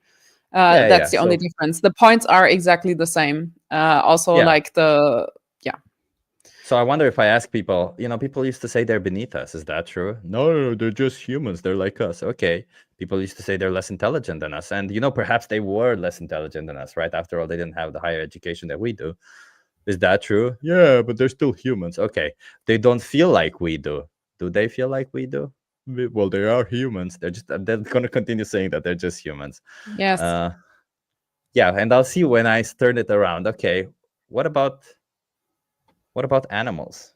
What about, do you think we're enslaving I would them? also always say, what about other animals? Never say humans and animals, humans and other animals. We and the other animals. Basically, we, the animals, we are animals. I want to have this line erased between us and other animals. Like humans and animals is such a demeaning thing to say in the first place. This is where we create separation, and we shouldn't. So. Yeah. What about other animals, right? That's a good point. Yeah. And then I try to ask, okay, what do you think? Are we enslaving them? And then they will go down the whole other things, and they'll say, well, animals are not like humans. And then I ask, why not? And they say, well, they're not as intelligent as us. What? Exactly, that's the point. Exactly. Yeah, I see like, what you mean. Of course, very like cool. of course, like the DNA is not. Yeah, there's such big differences. Okay, name them. What are these differences? And none of these differences. Alexandra, yeah, I love this. I love this idea that you're saying, and I just would like also, if I had cards, kind of like Estelle Perel's cards, with all the reasons that people come up with excuses, and then when they come up with an excuse, that I just show them the card and be like, here you go. This is one because a lot of the times there's these people who think they're so clever when they're like, oh yeah, well, you vegans use way more, you kill so many more plants or so much more land. What about the bees? You don't care about the little guy. Yeah. So very good justifications to stab a cow in the neck. Yes. No, it's obviously dumb, but the whole idea is to kind of show them that their arguments are overused, and that because you know what, like maybe it triggers some people enough that they're like, you know what, I'm going to look into it a little bit more because I don't want to be embarrassed next time, or something like that. So if I feel like these kind of set of cards would be extremely useful when somebody's being dickish, when they're being close-minded, and you bring like the guy in your last outreach where I sent you the photo and I was like, I hope he dies. Of course I didn't mean it. I didn't mean it. Yeah. But I was just it was so infuriating how he was acting, and how the bullshit bingo just like dropped suddenly, and I was like, man, he really got his bullshit bingo all together, and he was so fucking ignorant. What a douche. Yeah. So David has I think it's also a good idea. Some feedback for you. Says, I think that that's a double-edged sword, Alexander. Then we have people saying that veganism is about humans too. In the context of veganism, animals are sentient and animate creatures others than man.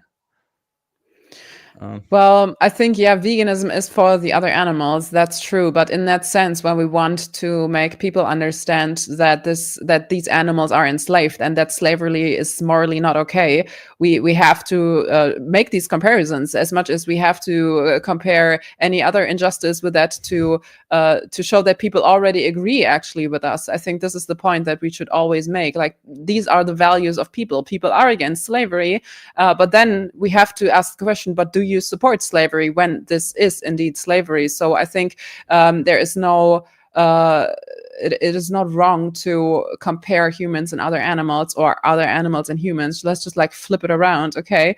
I think this is not a wrong thing. I think this could actually be really helpful to make them understand and to make them realize their own values, which is actually what we want to do as activists, right? Like, we don't want to force our values onto them. Like, my values are not up for discussion. Like, my values are clear on the table. I'm vegan. I reject animal exploitation. The question is, what about your values?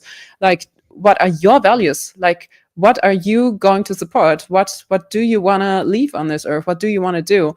And when we push people towards this and they understand and they make this connection, I think it's a very good way and a very good opportunity, actually. As much as why people make this Holocaust comparison, I do it sometimes, but I rather do it with questions so that people get to the conclusion on their own, you know.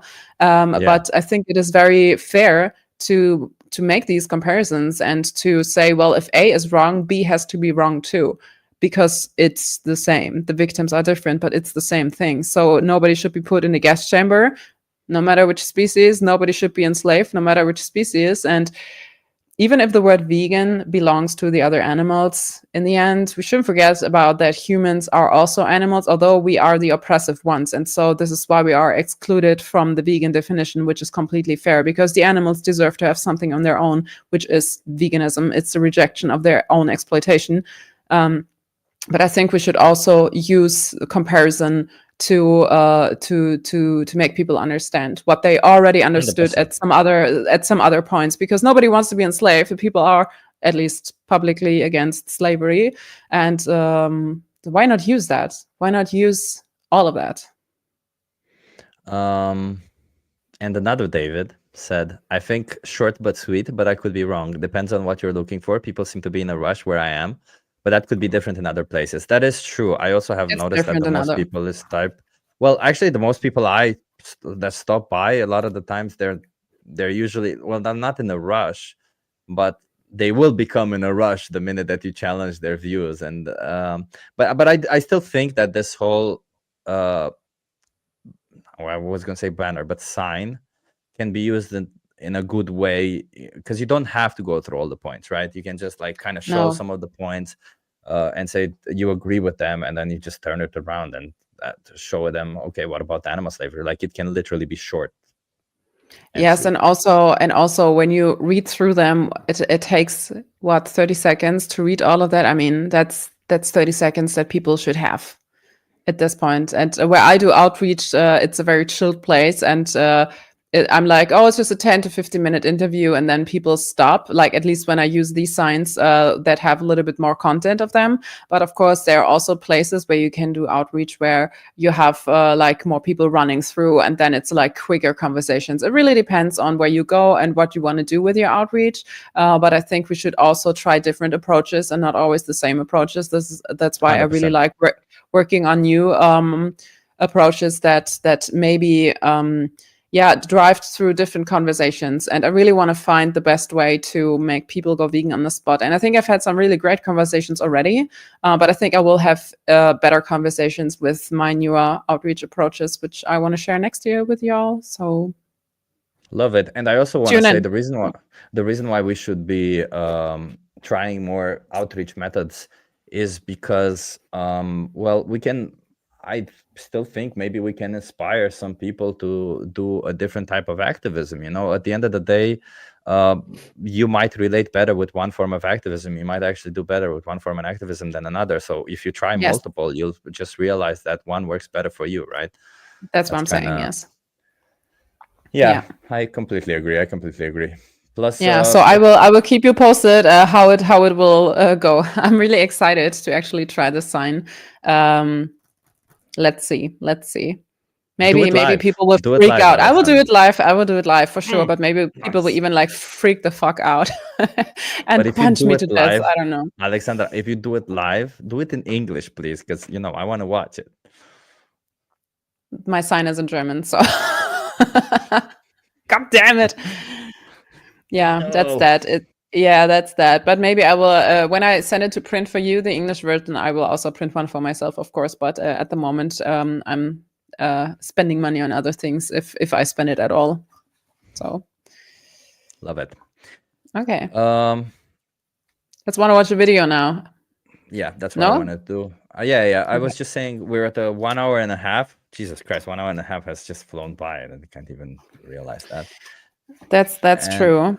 But I like long live streams, especially to watch later. So anyone who puts out long format content, thank you for giving me something to listen to while I work. Okay. So I'm gonna, I don't know, I have a playlist here of videos that I have saved. And we can just watch it and comment it. Tell me if you want to stop. Meanwhile, you can eat your burger. That looks freaking delicious, by the way. It looks like and I see that you're one of those people who can eat a burger in a clean way, because when I get my hands on a burger, the bun slips out, everything goes like this, like it just. Yeah, I really try to. It's a really precise work here. So. Impressive. I also, like, a lot of the times I just eat half of the burger and then the rest I just put in my mouth and struggle to chew. So it's so that I don't mess it up. But you have patience. I appreciate that.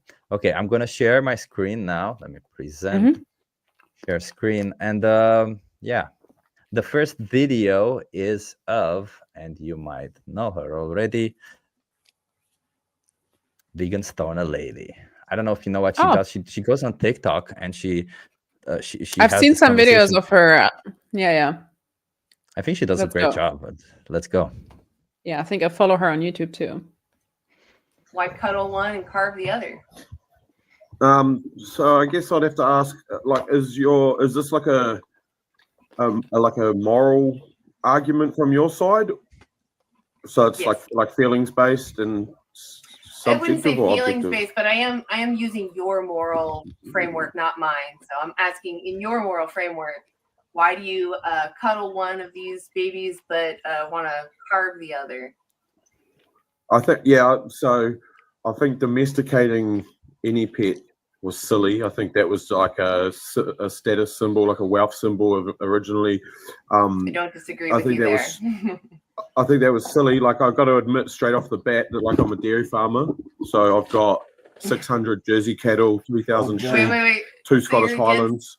I just want to, just because it sounds funny, you said that you're against the domestication of animals, but you have a ton of domesticated animals. For pets. I said for pets. I said domesticating pets. I mean, what's the difference, like, right? They're still being used. There's a big difference. Okay. There's a big difference. Go ahead. So when sorry, but it's so funny. This guy is so ridiculous, huh? What is going on? What is going on? It's so silly.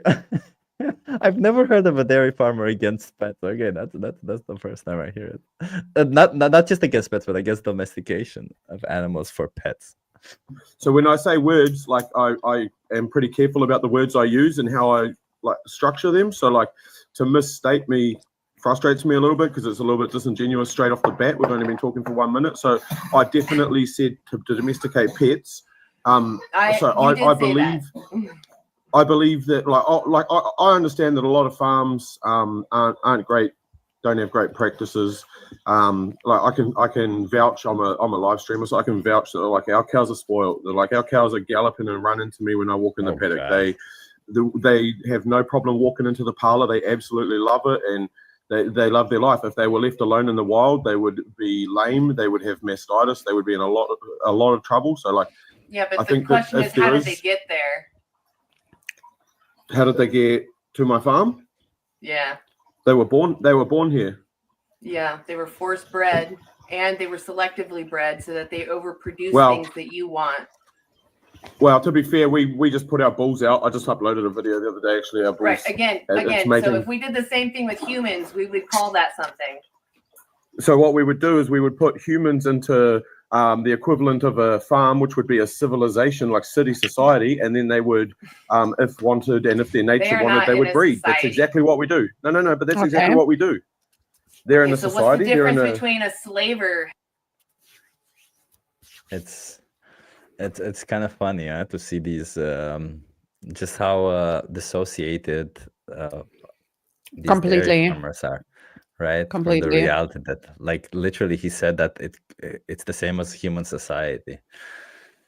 Well, they live together on my farm, and they have a house here, and they live here, so it's the same as the city, right?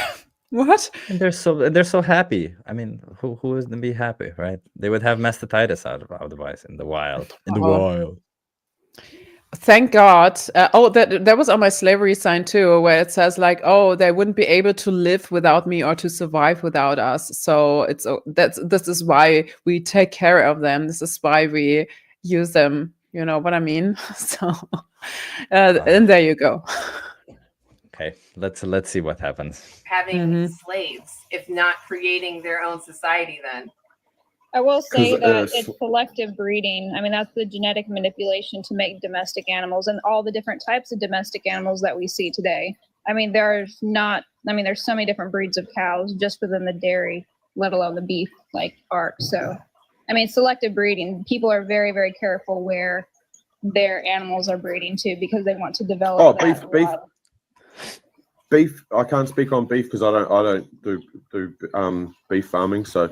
But that's dry stock. Oh, then where do the boys That's different go? than dairy. But the boys, they go to either a processing plant to be processing. They're going to be harvested, right? Oh my God. They're going to a processing plant. They're going to inspect some products or something. Processing plant. Yeah.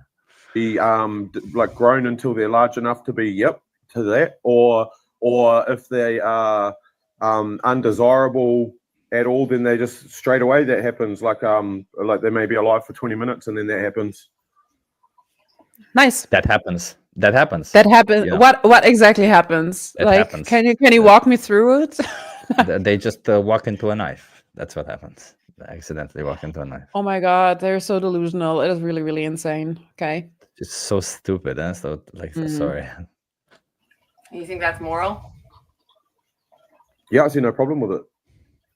Okay, I think it's more moral than. I think it's more moral than raising it. I think it's okay. I think it's more moral than raising it with no need. You shouldn't be forced breeding them. You're making another being that has to be dependent on humans to be taken care of, and they overproduce. So even if they escape their slaver, they hardly have a chance to survive as they're wasting energy that you made them do. So you're enslaving someone, and you've crippled them. So do you think while in the wild before cows were domesticated, do you think they never bred, and do you think they never... I thought they bred and they only had enough milk for their young, so they didn't waste energy, because when you waste energy in nature, you have to gain it you're again. seriously misled. And that's hard. No. A cow's milk production does not depend on its hormones or feelings. It depends on the amount of food that goes into its mouth. There is no other application. It also depends on genetics. It's I was like, you're forgetting about the manipulation. Sorry, Lydia. Like if you're trying to tell me that a cow will produce 2 liters of milk per day because that's all its calf requires, then you're absolutely crazy. I mean, more natural breeds like bison and such, just produce. Do you know how much? But they're saying that. Do you know how much average dairy cow produces without any genetics? Just your average run-of-the-mill runt dairy cow with that's just random bull, random cow. Do you know how much? How many liters? They're still a dairy breed. I feel like they should have gone back to the whole because there was that part where they said that they killed the boys. And I feel like they should have pressed more on that. Yeah, I also have a different feedback, but I want to watch it till the end until I give it, because I want to see if they get back to a certain strategy in their conversation. Okay. Still a selectively bred dairy breed. It's not. No. There's no It's not a dairy breed, man. You're going to have dairy breeds. Whether you combine them, they're still specific. Okay. I don't But normally you like to could- step you outside could- of Western you could society, milk. but well, I let's guess go to you the Middle can- East then. Let's go to the Middle East where they don't dairy their cows and they don't butcher them, right? Let's go there. Let's not. 'Cause I think actually, you're misunderstanding what I'm saying. It's just the breeding cows, and there's many different types of dairy breeds and breeds who are also good for, I guess, what they say, meat and dairy. Like there's a combination, but we're saying that genetically these animals have been selectively bred to produce more than average than like what wild bison would. So that's incorrect. They've been genetically bred or selectively bred to pick out certain genetics to make hoof traits better so that they don't get lame, so that they don't suffer, to make udder control better so they don't get mastitis and other things. Like, you guys actually don't know what you're talking about. You've just heard a few things. I'm a farmer. Like, come on, man. I mean, they selectively bred, like the Holstein cow's udders get so big. I've never seen a bison have an udder like a Holstein cow. There's genetics involved. You've never seen, or it's not possible. it's not possible. In the wild, you have to conserve your energy. To overproduce milk and eggs and anything else is a waste of energy. I think that's not a good point to make. I think it doesn't really matter. I think it doesn't really matter, even if they were selectively bred or not. I don't think it matters that much. But I think they're trying just to make a point and saying that it's a natural fallacy point, though. I think it's not a good point to make, and it's also getting back on the treatment. Like, oh, if we would not selectively breed them, but breed them so that they have smaller udders, would it be better? I think this is not an abolitionist stance in the. Okay. And also, if they don't selectively breed them, then it's okay. No, it's not. Exactly. Yeah. It's a very good point. Yeah. So maybe it would have been better to go down the. Yeah. I'm sorry. Go ahead. I just personally would have gone down to see what happens to baby boys, and then gone down. Then how do you justify doing any of it to animals? But it feels like the reason why I would have gone down that would have been because I feel like whatever he does to animals, he feels like it's okay, right? So you can't really pester him on, hey, what you're doing to animals is wrong. And no matter how much, you will just get this whole I say, you say thing. So it would just be like a contradicting each other when he wouldn't really get the point. So then that thing about what happens to boys, I think like that's something you can pressure him on, and then from that, go back to the whole point where you're like, yeah, but then any of it okay? I think this, in my opinion, that's a little bit like so far away from the actual source of the problem, and the source is that these animals are legally our property. They are our slaves. They are enslaved by definition. Like, they are legally our property even. And this is why I have to say right now, okay, I really don't even like the introduction, like the background and the pet versus the farmed animal. I really don't like it, because it makes it seem as if so-called pets are excluded from this problem, but they're not. Like, even our cats, they are my property legally. Like, I'm owning them, even if I don't want to, but I'm legally owning them, which and when we look at the pet breeding industry, like those animals are not excluded from the problem. They are still seen as they just let me put it this way, they just have a different label. So these animals, they're lucky enough to have the label friend, but as soon as an animal is not fulfilling this label, we throw them out. As soon as a 100%. dog is not behaving in the way that we want to, if they're savage, which we categorize as something bad, hence why we say, oh, these savage wild animals, something bad. Oh, you're acting like an animal, you're acting, you know what I mean? It is put in a category that is negative, and these animals are not excluded from the problem at all. They just have a different label, and the label is there to fulfill our needs in the end, because we have pets. Most people buy pets from breeders because they don't want to be alone. They want to have entertainment. They want to have someone to cuddle. They want to have, they're not doing that in the interest of these animals. Whereas when you rescue someone because you have the resources, of course, it's a little different. That's why I'm having a huge problem with this start of the conversation. I will say something afterwards to it, but I think it's always a little bit risky to make it seem as if animals are free from oppression and enslavement and exploitation when they are clearly not. And so I think no. it's not tackling the root of the problem at all. 100%. I think the reason why that background is there, it's more than anything for to trigger people, right? To watch, of course, it's like a little bit pet entity. I know it's a little bit pet entity, because if people have a good connection to their pets, what not even all pet owners have, you know, they don't. Some people don't even view them as personalities, but just as a pet, as it who. Like this, it is living here with me.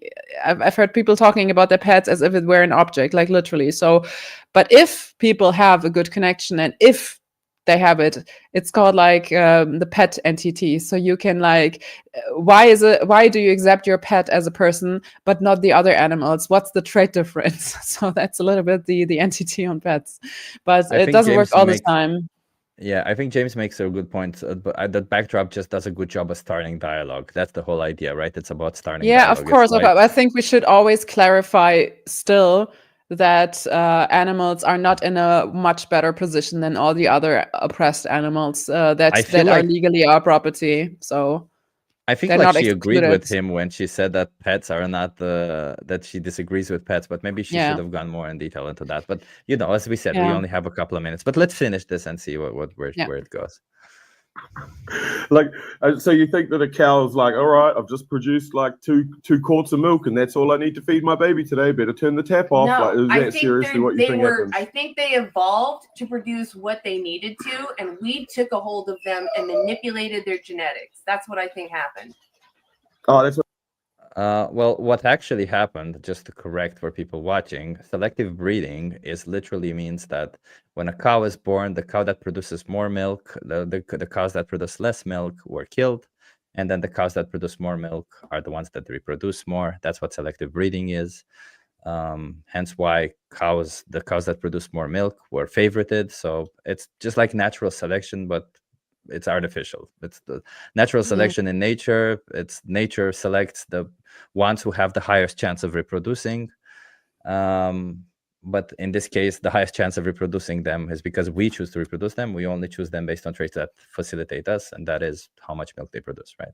And also what he said, like after we've made them make as much milk as possible, and then they started having issues, right, with the hooves, with the mastitis and all that, then you reproduce to not have those issues. So that's kind of how they selectively bred them. Yeah. Did you know when the very first breeding started? Like, I looked it up once and it was super interesting. Do you know when we first started to selectively breed animals? No. 3,000 years ago. Like, there were these cows who have like super, super, super duper big horns. Have you ever seen them? Like, these were the first animals that we bred because they needed the horn for, I don't know, tools or whatever. And that's why they started to selectively breed them. I think that's the most recent science on that. Yeah. So I think that's quite interesting. For 3,000 years already. I mean, how old is agriculture? Is it agriculture like 3,000? Is it 4,000 years agriculture? It's not that much longer, is it? I'm not aware. I don't know, but it would be interesting to know. I generally think that the whole selective breeding started with agriculture, where they slowly the animals that were more docile, those were the ones that they would feed more, and they would choose to allow them to breed or something. You know, they would maybe kill the others faster or something. I think they still did some form of selective breeding even before. Like ever since they went wild and they started domesticating them. Yes, and also, did you know that during the transatlantic slave trade, they were also, of course, forcing people to breed with each other. And there was this one guy, Oda, I don't know his other name. I can look it up and send you afterwards. But he was forced to breed with multiple women. And there is a village somewhere where there are his how do you say it? The descendant, like the people who come after him, the generations who come after him. How do you call them? His descendants. Yeah. And there's a village where like most of the people are descendants from him, and it's really, really insane because he was forced to breed with like 300, 400 women or whatsoever, and there's even a movie about him, I think. But that's really, really insane. So they literally were doing that as well. Like yeah. It is absolutely like the transatlantic slave trade is so freaking what the fuck that actually happened is so fucking mind blowing. I don't understand how humans can be like this. I really don't. I don't get it. And also, I just read a comment. It's true we should not say pets because these are just our house slaves. So, but in that manner, I just used the euphemism. It is. I usually call them pet companions or animal companions. I think like if I ask people about animal companions, they won't really understand it. So I call pet we should companion. just say like rescued animals because rescued animals. anything else would maybe mean that buying from a breeder is somewhat okay, but it's just like rescuing animals. When you have the capacity, just go for it. But yeah. So I think it's either rescued animals or house slaves, no matter what. But still, our cats are my property, so still enslaved in a way, not legally. Yeah, of course, I'm not treating them as my slaves. That would be insane. Exactly. Yes, but yeah, still, yeah. Okay, so let's go.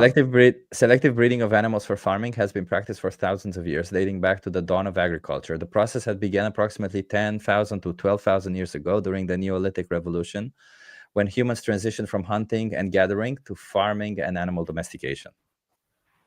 Yeah. How many years ago? First, 10,000 to 12,000 years ago. Okay, and that's crazy. So it's kind of how I said also, kind of like how we're discussing. So the first things they wanted traits such as temperament for easier handling on domestication, then size and strength for tasks like plowing and transportation, then milk, meat, or egg production to improve food supply, and wool and hides for clothing and materials. Yeah. Sad. Great. Yeah. Okay. Let's 0 out of 10. Yeah, let's go. What you think happened? Oh, that's cute, but that's not what happened. The cows have It doesn't always matter what happened because today we know that humans can thrive on a plant-based diet. We know that humans can thrive on a plant-based diet. So it's unnecessary to use animals at all. And in fact, we would feed the whole population and more if we stopped wasting our resources on enslaving sentient beings for taste pleasure. He's being disingenuous. With all due respect, No, you're being disingenuous though. Like you're denying that selective breeding happened to make dairy cows happen and to make specifically meat cows happen. And I used to have both cattle. We did not let our meat cows crossbreed with our dairy cows because the offspring were not the same line. It's selective breeding. You're not just throwing all of your cows out in one meadow and just letting whoever breed who. There's a very selective process. Like some of these bulls are studded out for thousands of dollars to get their sperm for artificial insemination. They want specific breeding lines. Yeah, exactly. Honestly, a little delulu to think. It was just I had someone once tell me that they were catching wild chickens, and I'm like, if they're producing eggs every day, those were not wild chickens. Those were someone's chickens that they let go. That is not. Yeah. I feel like this isn't her best conversation though. Yeah, true. How would you have tackled this one? Let's go this way. Yeah, as I said, I would have tackled it more on the core issue itself, like how is it justified to enslave others and to view them as resources when we cannot do it, and how is it justified to do it at all? Like if I'll we be the would farmer. I'll be the farmer. But I'm not enslaving them at all. They're living better than I am. What do you mean? They get to stay all day. They don't do anything. They get fed and they run around on the field doing whatever they want. Yeah, so but what you're doing with these animals is not in their interest, it's only in your interest, right? So you're breeding them into existence very selectively, as she said, but it's not even the point, but you're breeding them into existence. They wouldn't be here without you, and you're not doing that to make them a favor. You're doing that to exploit them, to oppress them, and to take something from them that is in your own interest, for your own benefit, to sell it, to make money from it, or even to consume it yourself. So viewing animals as resources is oppression. And if you wouldn't want to be in their position, why are you forcing that onto them? Like these I treat animals them are like my own children. What do you mean? I treat them like my own Oh, children. I'm calling the child everything. child protection service right now. If you treat your own children like you treat your animals, like a child protection service, let's go. Like this is not the way how we should like be with each other. Like this is not how it will be like a symbiotic relationship, because it is not. It is an oppressive relationship. You are oppressing them and you are the enslaver, and these animals are enslaved. Of course they are. And so they have no saying in that. They are just as good for you as long as your desires are fulfilled, as long as your interests are covered. And of course you treat them as good as you need, as good as you have to, because a sick cow won't bring you any money, won't bring you any milk, won't bring you any whatsoever. And so there's no point in that. Animals. What do you mean? They're animals. They're not humans. What Just are you talking like about? you, sir. So what's the point? What's the freaking point? I mean, I could also like give mother's milk and stuff. Are you going to forcefully impregnate me now too? Take my baby, stab the males in the neck, and sell my mother's milk? Or do you don't want to do it because I live through that? I have a subjective experience as much as these animals have. Like they live through the experience of being exploited, separated from their family, killed, forcefully impregnated, all these things. And there's no justification to do that. Like, do you really think that any of what you just told me is a good enough justification to do that to these animals when you have the option to not do it? No, you're right. I know I am. Now go vegan, you fucking lunatic, and leave those animals out of your life. Like, don't breed them into existence, and be a decent human being who is not enslaving others. How about that, huh? But I have 500 cows. He said he has 500 cows. What do I do with them now? Well, I can help you out with that, because there are many, many ex-farms who turned into sanctuaries, and I'm sure they're going to help you out with that. So there is no reason to send them off to slaughter.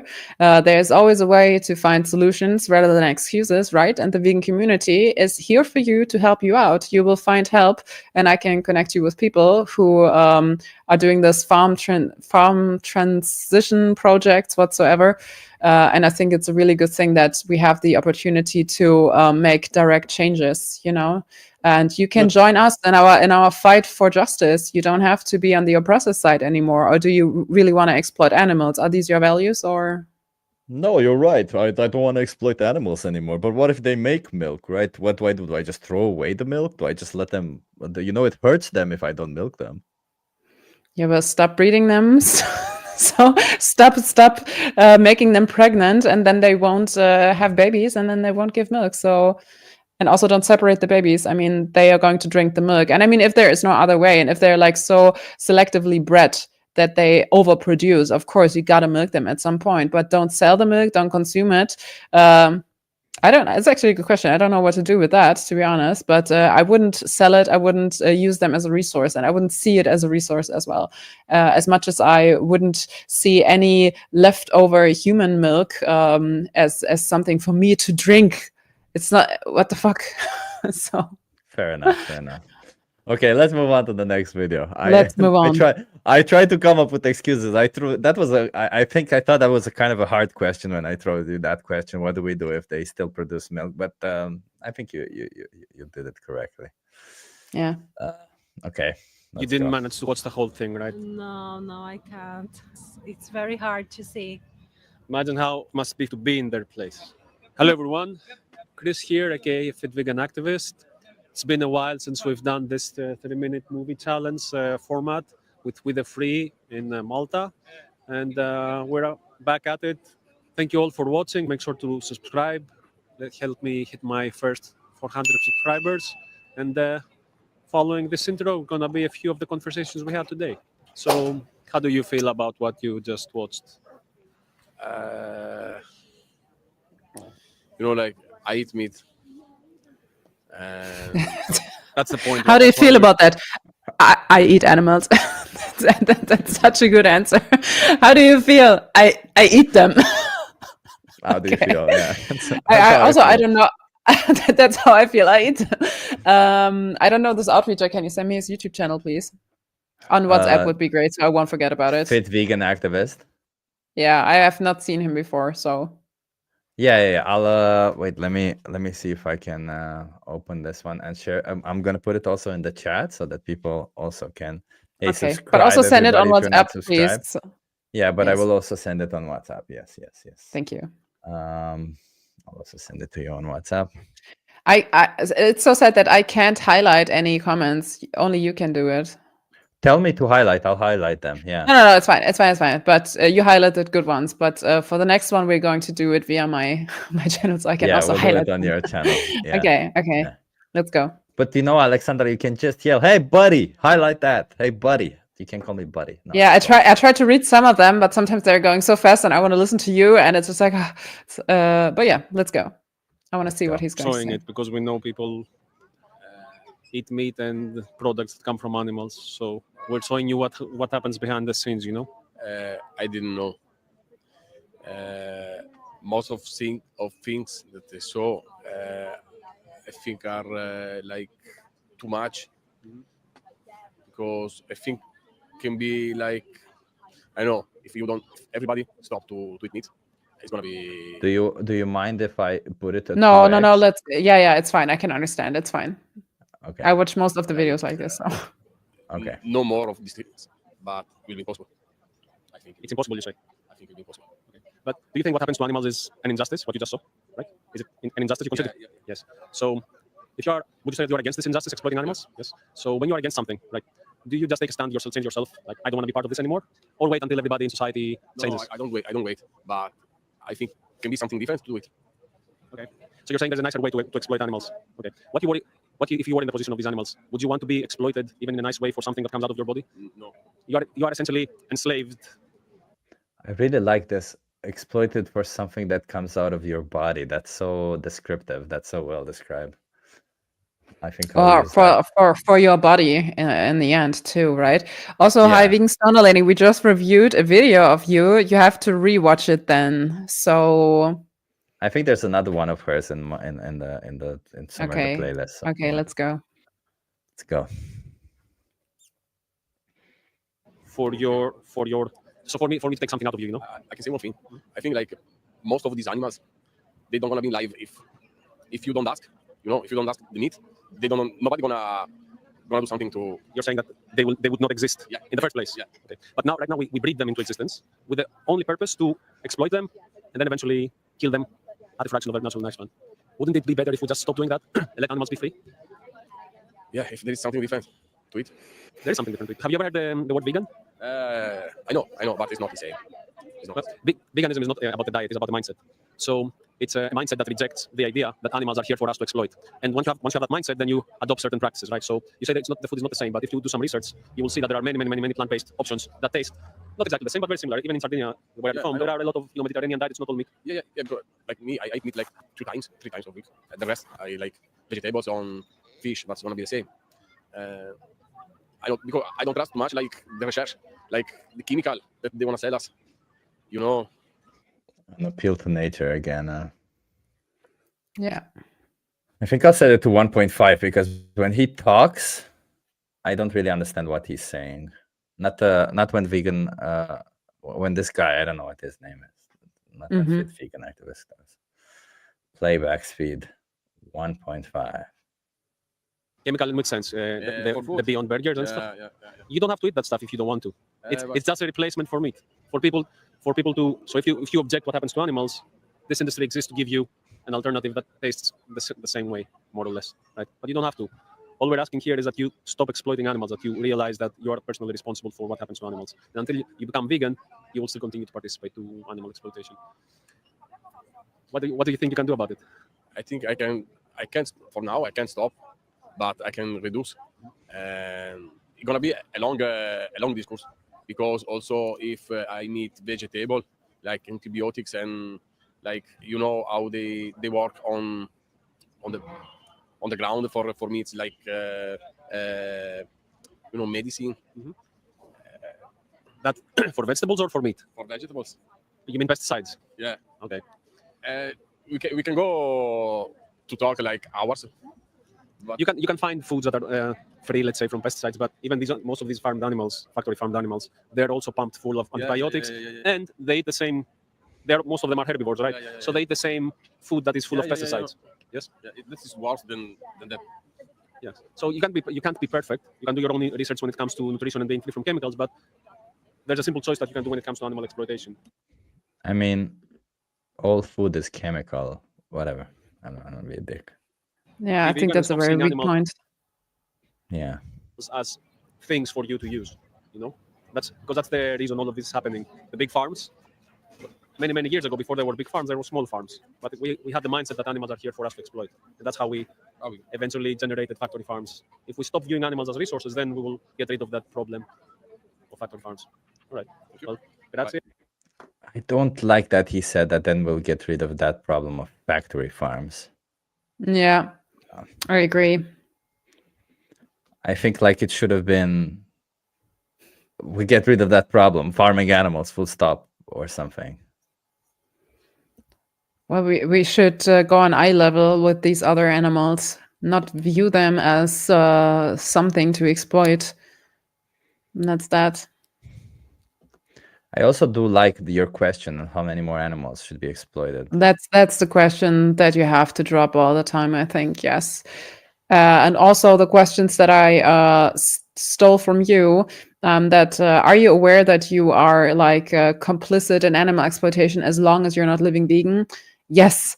Okay. And you are aware that you can stop immediately?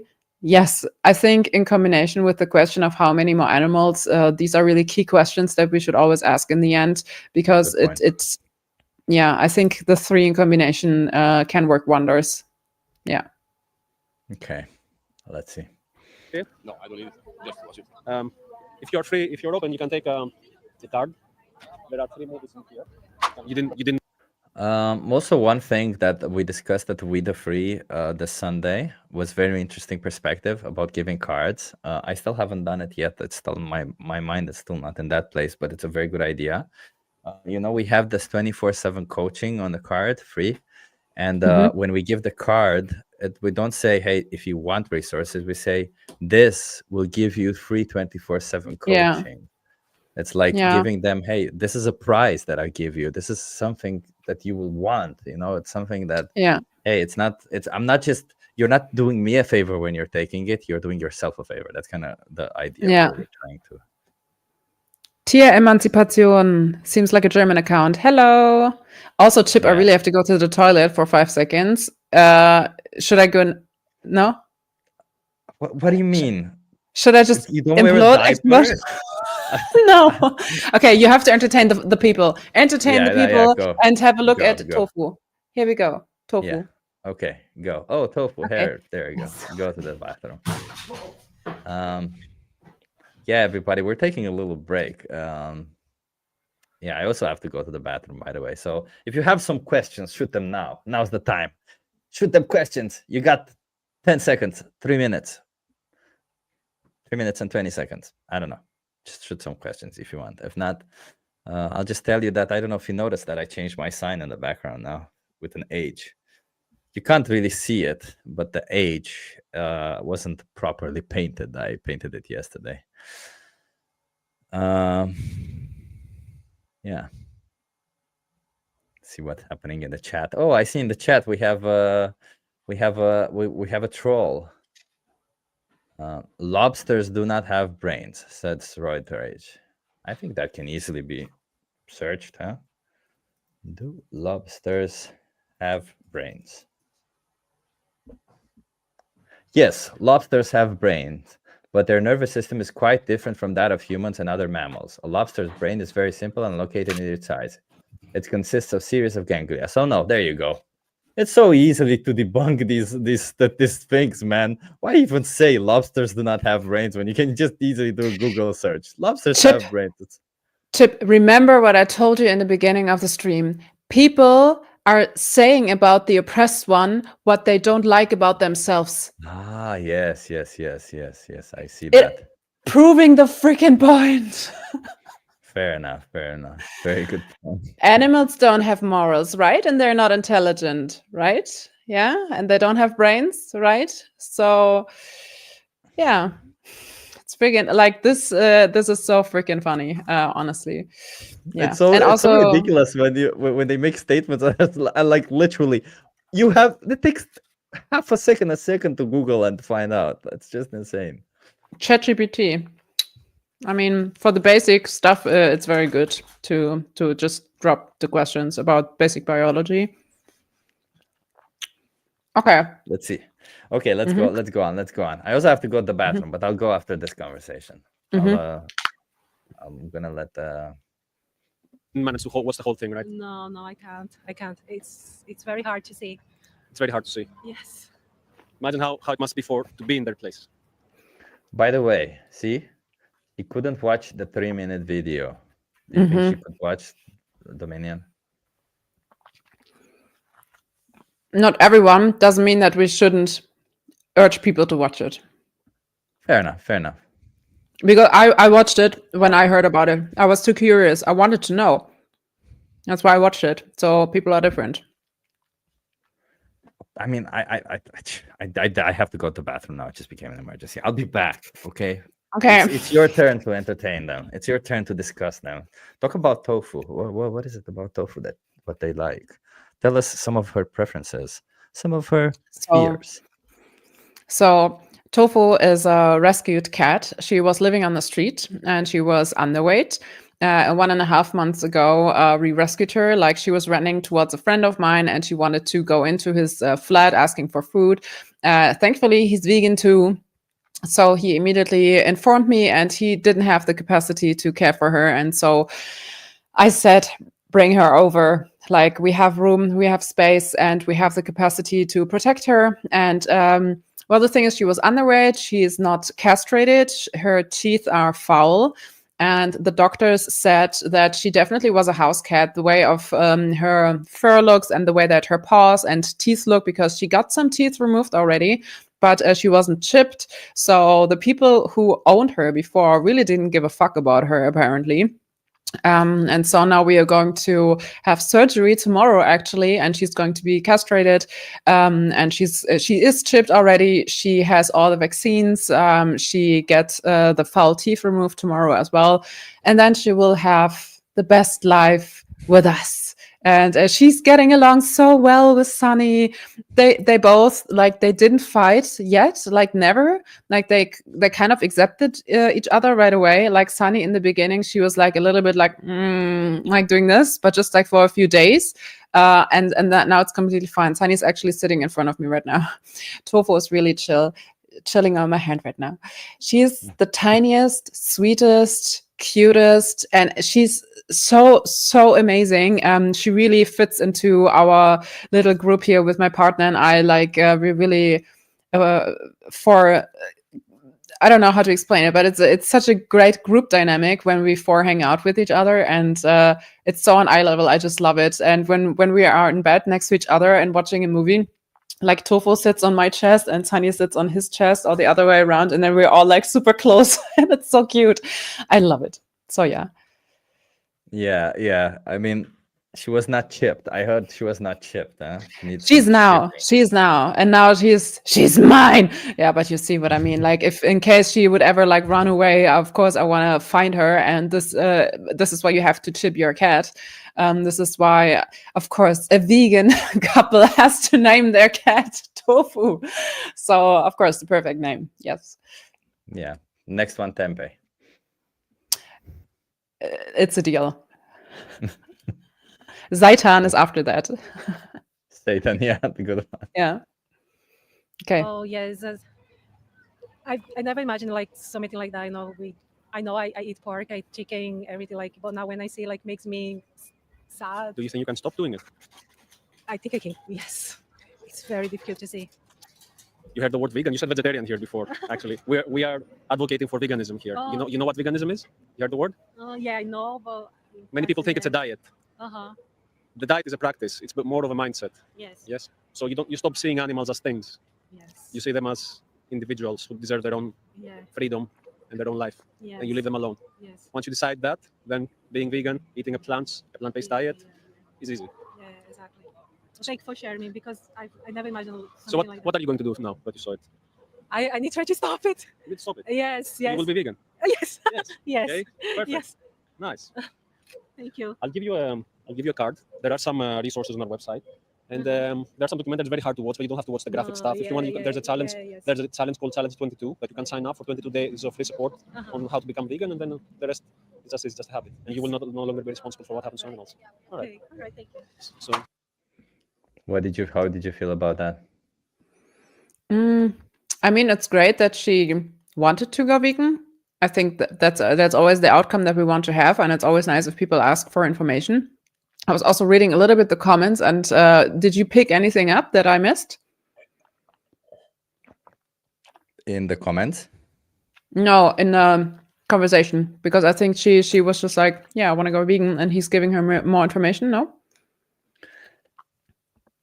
It didn't feel genuine to me from her perspective. I feel like I would have pushed a little bit more on what her next steps are, maybe what she will, I don't know, like something, if she understood what veganism is exactly, or it just feels like she said, yeah, I'm going to go vegan, but then I'm not sure if it just seems like lip service to me. Maybe that's how it seems to me.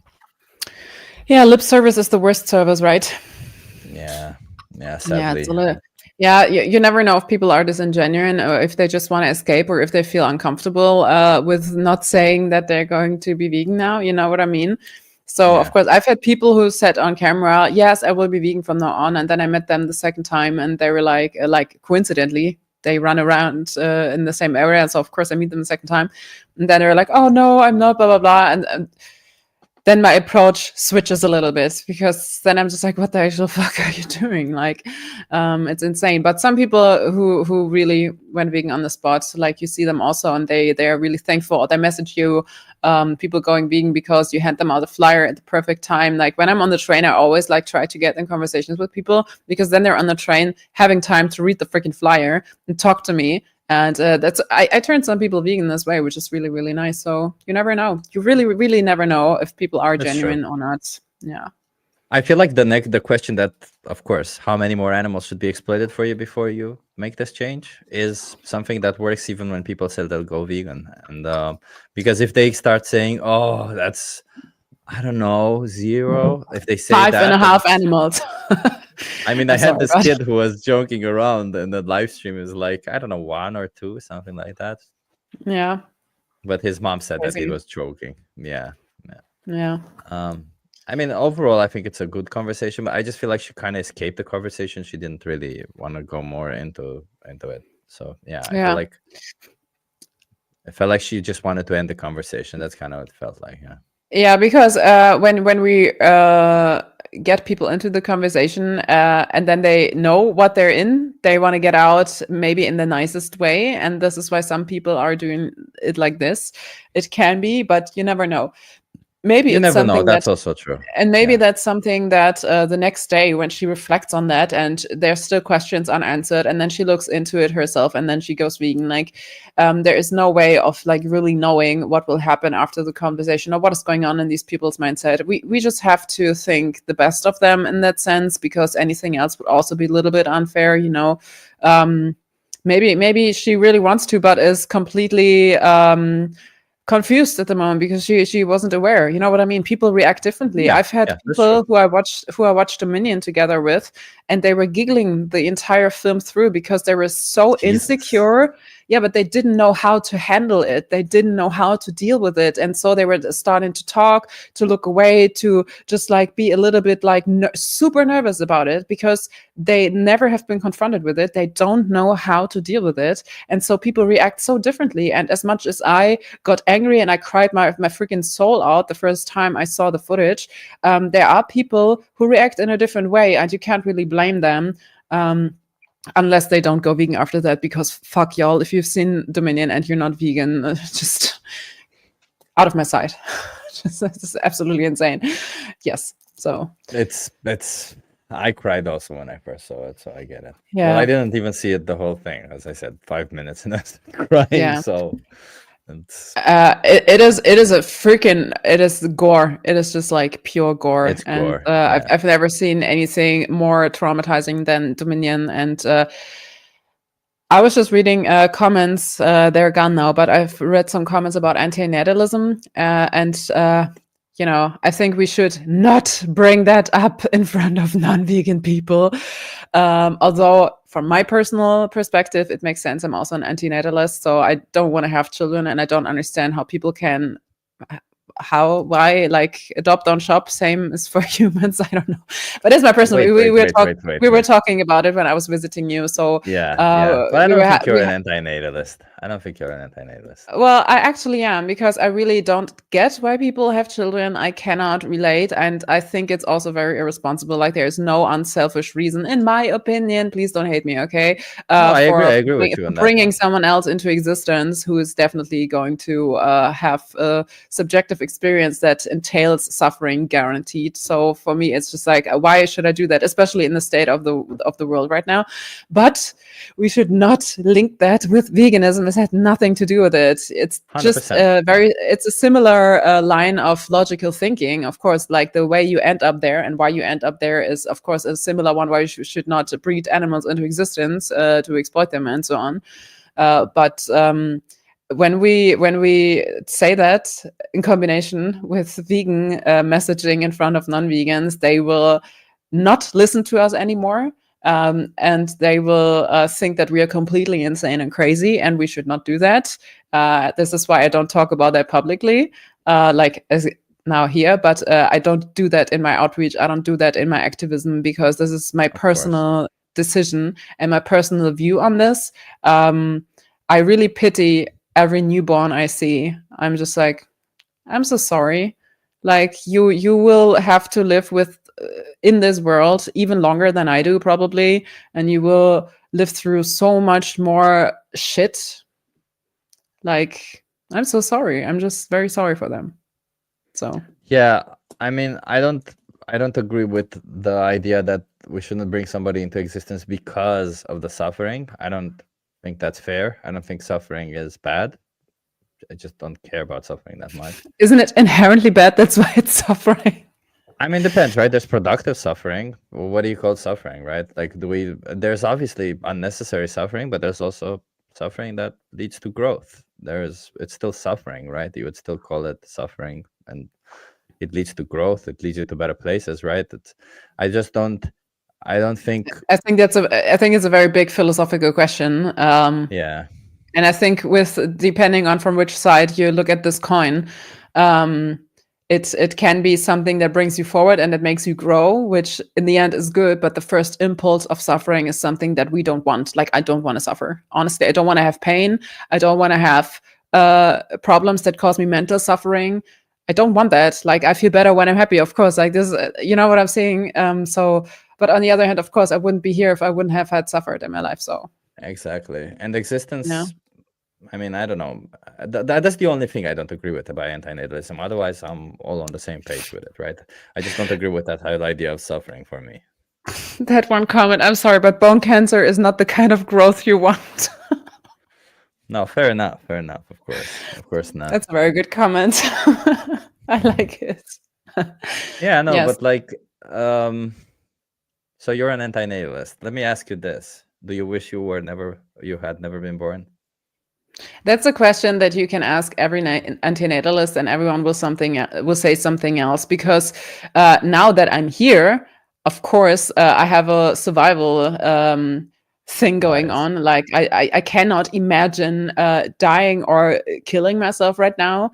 I cannot imagine that. As much as I cannot imagine to not be here.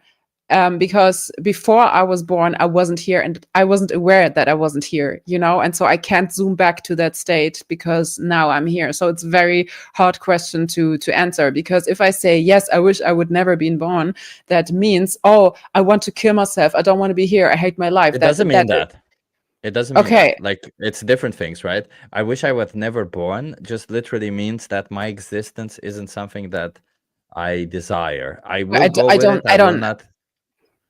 But the thing is, now that I'm here, I'm an animal, you know, so I have a survival. I don't want to call it instinct, but of course, this is how my body biologically is made, you know. So it's very hard to answer this question because everything in myself is just like, you want to stay alive, you don't want to suffer, you don't want to die, stay alive, don't kill yourself. You know what I mean? And so to answer this question, I would really have to zoom out even more, and I think I'm not able to do that, quite frankly. I think that it would not have made such a big difference if I wouldn't have been here. But on the other hand, maybe it's good that I'm here. Maybe I will be the person who makes Germany vegan in 30 years. Fingers crossed. I'm working on it. But you know what I mean? Like, you never know. But would that be a good justification to bring me into existence when you know that, or when you don't know it? Like, you cannot put this on anyone and expect them to fulfill a certain thing here just to justify their existence, because that would be exploitation. So, of course, but if existence would be a choice, right? If existence could be a choice, it's only a choice that you can have after you exist. Of course, you can't have a choice whether you exist or not if you don't exist. But if you could choose whether to exist, continuing existing or not, wouldn't you say then that existence is something that is okay to be done? I mean, I think that the problem, when it comes to suffering, the problem isn't the existence, is the fact that some existences are plagued with a lot of suffering, and those people should be able to end it if they want to end it in a whatever humane way, whatever. I think now we're getting into this section of normative versus descriptive, because in a normative way, I would reply that if there would be a button that I could push that would erase all existence, including mine, I would have pushed it already. Oh, I would shit. do it. Yeah, of course. Boom, all gone. No. I love existence. What do you mean? Don't erase my existence, Alexandra. I have already pushed the button. You're gone. Okay, so that's just the normative side of things. But the descriptive side of things is I cannot answer it in the real world here right now. I cannot do that simply because I know that my relationships to others are here. I cannot think to end them right now. I cannot think to be gone right now and to leave them behind. This entails so much. And so for me, it's very hard to give you a definite answer because on the one hand, yes, not existing versus existing, nobody is crying, oh, I want to exist, please give me a body. This is not, no. So you of course, non-existing, but non-existing, I think, is then better than to exist and to have desires that you constantly have to fulfill, constantly have to look for food, shelter, clothing, for security, for whatever. Like, there are so many things, so many needs that you have to fulfill all the time. And it's a little bit of a struggle sometimes. And it's a little bit annoying because when will we ever stop to have to do the laundry and the dishes? When we die, that's when. I fucking hate it.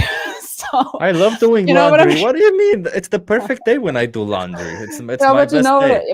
But you know what I mean. You know what I mean. It's just like, it's very hard to say because in the real world here right now, I cannot imagine not to exist anymore because of the how I am in this world and everything that is connected to me. I cannot think about that. It is really weird because that would mean that tofu is sad. We don't want tofu to be sad, won't we? So my partner would be sad, everyone would be sad, so I wouldn't be here doing activism. It would be freaking horrible. And so but in a normative way, I pushed the button to end it all. But it's interesting because to me so by the way, I'm a person who has struggled with depression. I had suicidal thoughts. I'm going to therapy. I've done all that stuff. And for me, existence is still that one thing that I don't want to say I cherish, but rather I enjoy. And it's because I enjoy knowledge in general. I enjoy learning more. I'm fascinated by things. So while I agree that maybe some of the emotions suck, they fucking suck. Emotions suck. I agree. Both happy and negative emotions are like, what is this? I didn't sign up for this. Why do I have emotions? I agree with you on that one. Why do I have to do taxes? What the fuck? I'm not here, but I have to. I hate it. So many things that have to be done forever. it's a freaking nightmare, to be honest. Who made Yeah, this but then freaking societal system that we have to all live in and go to work and stuff? Fuck that. I hate it. I have to do it until I die. What the fuck? Yeah, but then you can observe the intricate complexities of the universe, which is so interesting, right? Of course it is, but it is intellectual stimulation that you desire and that Exactly. you enjoy. And I enjoy being an artist. I freaking love creating art. I love taking amazing pictures. By the way, check out my website. I will drop it in the comments in a minute. Because it gives me joy. It makes me happy. It gives me something. It fulfills me because it creates something new. And it is something about the human mind that really likes to be intellectually stimulated, which is nice. But for me, that's not enough to justify forcing someone into existence, so just that they can have some intellectual stimulation. Maybe not even all people are doing that. Not even all people are interested in going out at night, looking in the stars and having big thoughts about the universe. It's not everybody is like us, you know what I mean? Or like you and I in that sense, or people in the comments who maybe enjoy that too. There are people out there who have like a really, really simple idea of the world and who are not thinking about any of that and who are sad maybe all their life or have like such bad conditions that they're living in their entire life. They don't have the capacity, the time to be intellectually stimulated. Like we are the top 0.0.1%. We have a roof over our head, like running water, everything. Like I think it's a very tough position to talk about that from. And you live in the first world, try living in the third world with the third world salary, then you'd That's be what I'm even saying. more convinced. I mean, That's I what I'm come from saying. Romania, from a very poor side of Romania. You know, I know what poor poverty looks like. Don't get me wrong. And I have seen. I can't say that I struggled because my parents were pretty successful when I was young. They're not very successful right now, but they were successful then. So I can say I had a lot of struggle. So I can understand when there's struggle, it's a little bit different. But you know, that's all situations of context, right? For me, if I see it as I don't think first of all, I don't think forcing somebody into existence, well, we can use it in the context of what we do to animals, because we're kind of doing it in a sense where we're abusing them, and the force is just to emphasize the I guess the lack of consent towards all of it. But no child can give consent to be born, and that's the forcing part. Yeah, but it's not. There's no such thing. There can never be existence without forcing somebody into existence. And that's the point. Yes, that's the point. I don't think that's necessarily a good point. I don't know how to put it. I don't think that's because like, you know, it's easy to dismiss existence, of course, when you have had it, and you're like, I think of in a sense of because you can't imagine what it is like probably to have non-existence, because it literally means nothing, right? It's null. But then again, it's like I don't know. Sleeping without dreaming. So I kind of have an idea, like there is just nothing to be subjectively experienced. It's nothing. It's like when I fall asleep in the evening and I wake up 6 hours later and I've not dreamt anything in between. That's what non-existence must feel like. So it's like a test phase for death, maybe, when we sleep. The way I see it, existence or non-existence is just, there just are. There's no positive or negative to them, right? We can ascribe positive or negative connotations to the fact that they suffer or they don't suffer, but existence in itself just is or isn't. There's no good or bad, right? So you ascribe, I guess, a sense of negativity towards existence by saying that there's a possibility of suffering. There's not a possibility, but a higher probability of suffering. Well, I mean, there's a guarantee. I mean, everyone will get sick at least once in their lifetime. Yeah, everyone will lose a loved one at least once in their lifetime. No? Yeah, fair enough. But you never know if, like if I were to ask you, you could say the same thing about love, right? You grow up, like, love is something that you can, let's say, you have some form of grasp, right, over it, right? And all love ends in suffering, regardless, unless you are with somebody and you die before them. All love ends in suffering. Does that mean you should never ever love? Does that mean you should always run away from love? No, but I think that's also, we are biologically made to be alone. And I think love, as much as everything else in our life, it's like a combination of chemicals and a combination of chemicals and memories with someone, and also the physical stuff. If you can smell the other person, if they smell good to you, I think it's a combination of so many things. And I think we're drawn to it. We're drawn to want to love. We're drawn to want to be with others and to want to be a part of a group, if it's a loved one or if it's our family or friends or whatever. And I think. But you, as the logical person who would press the button, I'm sorry for interrupting you there, but you, as the logical person who would press the button to not have existence at all, should also press the button for yourself to never love at all, because of the same reason. Exactly. But I would still exist, and then I would suffer if there. Yeah, if there would be no love in my life, I would suffer. So why would I press the button for not having love in my life? Because you would suffer even more when you have love. The suffering would be even intensified. How do you know? Because the suffering of losing a loved one is way greater than the suffering of never loving at all. I wouldn't agree on that. So I was more unhappy when I was I wouldn't say that, not in the past years when I was single. I was quite happy single, but I'm even a happier person in a relationship now. Like, I was happy before we had Tofu. I'm even more happy now that we have her as with us. We don't have her. You know what I mean? Okay. So it's I wouldn't say that in that sense that it's like a final thing. I think it's a very big philosophical question, and I think we can agree that there is no definite answer to it. And I think we can agree that there are good points for antinatalism, as much as there are points on the other side where I understand when people say life is a gift and suffering is not something that is something that we maybe should avoid forever, when the outcome is something that we otherwise wouldn't achieve without the suffering, like the growth of the person, the growth of the mindset, of the intellect, or whatever. But still, for me, it's when I have the option between having all this on one plate, like life, suffering, love, existence, the intellectual stimuli, whatever we just talked through, and nothing, I would always choose nothing. Interesting. Yeah.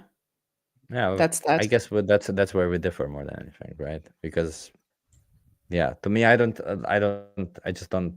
Existence, again, I see it as just is, not bad, not good. And yeah, suffering sucks. How you feel it, emotions, negative emotions suck. But the reality is, there's no such thing as negative emotions. It's all just in our brain. We all just make it. Tell that to a person that is depressed. I was depressed. I know what you mean. I know I've been depressed too. So I think it's a very delicate topic that maybe needs a little more room than this live stream. But I think it's a very interesting one too. I think it's a very interesting one too. And we talked about it so much when I was at your place already. So I know all your other little corners in your head and how you think about it. So I'm also, but every other thing that antinatalism provides, every other thing, the whole idea of adopt, don't show up, the whole idea of let's take care of the people. Adopt, don't breed, you mean? Yeah. Adopt and procreate. I'm sorry. Yeah, whatever. The name, I agree with it. Don't be forced to procreate. I agree with the procreative ethics, with the more knowledge especially for women who are a lot of the times feel like they're forced into a situation where they have to have babies. I agree with 100% all of it. I just don't agree with this idea of, so I'm plant-based when it comes to I'm what plant-based is to veganism. I'm that for antinatalism. But let's continue the video, and let's do it. I would love to talk to you more about the emotions and such. But let me ask you this, just one final question before we end. Would you, if you could choose between existence without emotions and existence with emotions, or non-existence, which one would you choose? You have three options this time: existence with emotions, existence without emotions, with emotions, or non-existence. Still no existence. So no suffering involved. So yeah, but what's the point of existing with no emotions then? Just like a biological machine, like a plant? Knowledge. Why would you have to have knowledge? Why? I mean, you could still have a subjective experience, right, of the world. Okay, but how do you mean no emotions? No negative, positive emotions. You just walk through life going like, interesting. You're breaking So you are depressed all the time then? In a way? You're apathetic to everything? Oh, no existence then. No existence then. Also, I would still have needs to be fulfilled. I would still have own interests and desires that need to be fulfilled all the time. I would still have to take care of myself all the time, all the freaking time. I'm not up for that. I'm just not.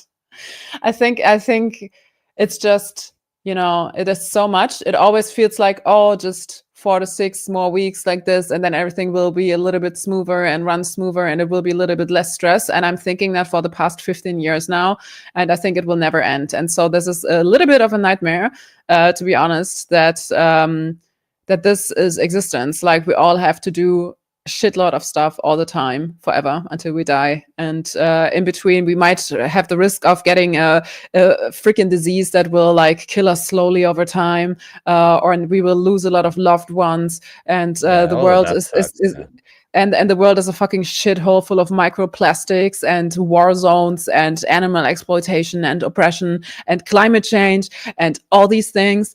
And the world, to I be agree honest, with that the statement with the world. Yeah. yes, and to be honest, I feel so good about my theoretical children that I'm not bringing into this world. I'm doing that for them, to be honest, because I couldn't justify it. I could not justify bringing a child into this world right now, knowing that they will have to grow old in this planet and on this earth, in this timeline of the earth. I mean, yeah, there have been also other shitty times, like medieval, when they were like burning redheads and stuff. but I think it is still irresponsible, and I love my theoretical children like too much to force that onto them. Even if I would be able to give them like the best life, like financially and home living, school, education, blah blah blah, but still, yeah. The connections. I'm writing it down. Maybe I'll watch it. Yeah. Also, yeah, writing. Oh, yeah, and I will write down my website for anyone who wants to look at my art. So, but be aware, it's naked people, but it's art. It's really art. But antinatalism isn't the cure for anxiety and depression. That's kind of how I feel also more, Joy. But it's this strikes. I think this conversation can go in so many different ways, and maybe we'll have this conversation some other time. But yeah, this is Alexandra's website, by the way. Other whole stuff. You can have a look. There's a menu. When you go to photo, you will see photo, book. You will see my book. Blah blah blah blah blah. Yeah. And if you want to buy vegan art, buy my photo book. It's all vegan. Not only the materials, but everything you see in this photo book is vegan, of course. And so go support vegan small artists. So if you need a Christmas gift. I'll just put on 2 more comments, and I want to say one thing before see this comment. James says, I'm with Alexandra on this one. And More Joy says, I won. With Chip on this one. What I want to say from this one, what I want to emphasize is that we can have discourse, we can discuss, and we can have different opinions. And at the end of the day, what's important is that, even if I try to convince Alexandra or Alexandra tries to convince me, at the end of the day, we're still discussing it, still not calling each other names, and we're trying to have positive discourse. And regardless of the topic, that's what we will continue doing. That's what we will respect each other, and we will, continue doing our best, because that's all it is. All the topics that we tackle, all of them, I feel like we need to understand that doesn't imply some form of obligation towards one side or the other to behave in a certain way. The topics that we tackle could strictly be intellectual, could strictly be exploring morals and values. They don't have to be more than that. Yeah. And I think it's always interesting, because last time we also didn't agree on this one, but it's okay. I don't like you less. So it's okay. Yes. Yeah. Okay. Now let's continue to watch the video. I want to see the video now. Let's go. Let's go. How do you feel about what you just watched? I don't do well with gore, so it was pretty tough, but not anything I don't know exactly. Yeah. So you've seen the stuff before about what happens to animals? I used to watch a lot of like bad farming practices and that kind of stuff. Yeah. And you don't like it? You said you don't do well with gore, right? Yeah. It's not pleasant to watch, but yeah. So, do you consume animal products? No. I'm vegetarian. Okay. I have eggs, but I don't have cow's milk or anything else. Yeah. Right. There was a bit there about the egg industry, right? Yeah. Okay. Actually, here what we're doing is we are advocating for veganism. Do you know the word vegan? You know the definition? Yeah. What do you think it is? I think, well, it depends. I think for some people it's just like just not eating meat, like the textbook definition of not consuming animal products. Okay. But for some people, it's about like ethical food consumption in all manners. Because yeah, I mean, it's possible to be vegan and not an ethical food consumer as well, I think. But, yeah. Could be. So basically, Could be. I'm Yeah. just my face is all over the place, I think, because of her answers. But yeah. It's also great. Do you know the definition? Well, I think so. For some people, it depends. It's like this. It's like this. It's just like, okay. Yeah, but what do you expect? Like the education so far has been shit, so of course people think it's a diet or whatever. It's all Peter's Veganism is a fault. mindset. No, I'm sorry. Yeah, sorry, I accidentally pressed. Yeah. That's fine. Yeah, you're 100% right. Let's go. that rejects viewing animals as commodities. Yeah. And then from that mindset, a set of practices flow, right? So because you mentioned food, the food part of it is a main part because the food industry is the biggest source of animal exploitation, but it's basically a stance against animal exploitation. Do you think that's a good mindset to have in your life? Yeah, I think it's something that everyone should start working towards, you know. And I understand a lot of people have hesitation, but I think in every small way, the more you can be mindful of like the environment, the animals, the consumption you do, I think everyone should start working towards a vegan mindset. The environment, the animals, and then the consumption of animals. What is that the order that she said? I know she said the environment first and then the animals, which is like, huh. What do you think is stopping you right now? What's the resistance you're facing towards becoming vegan, adopting that mindset?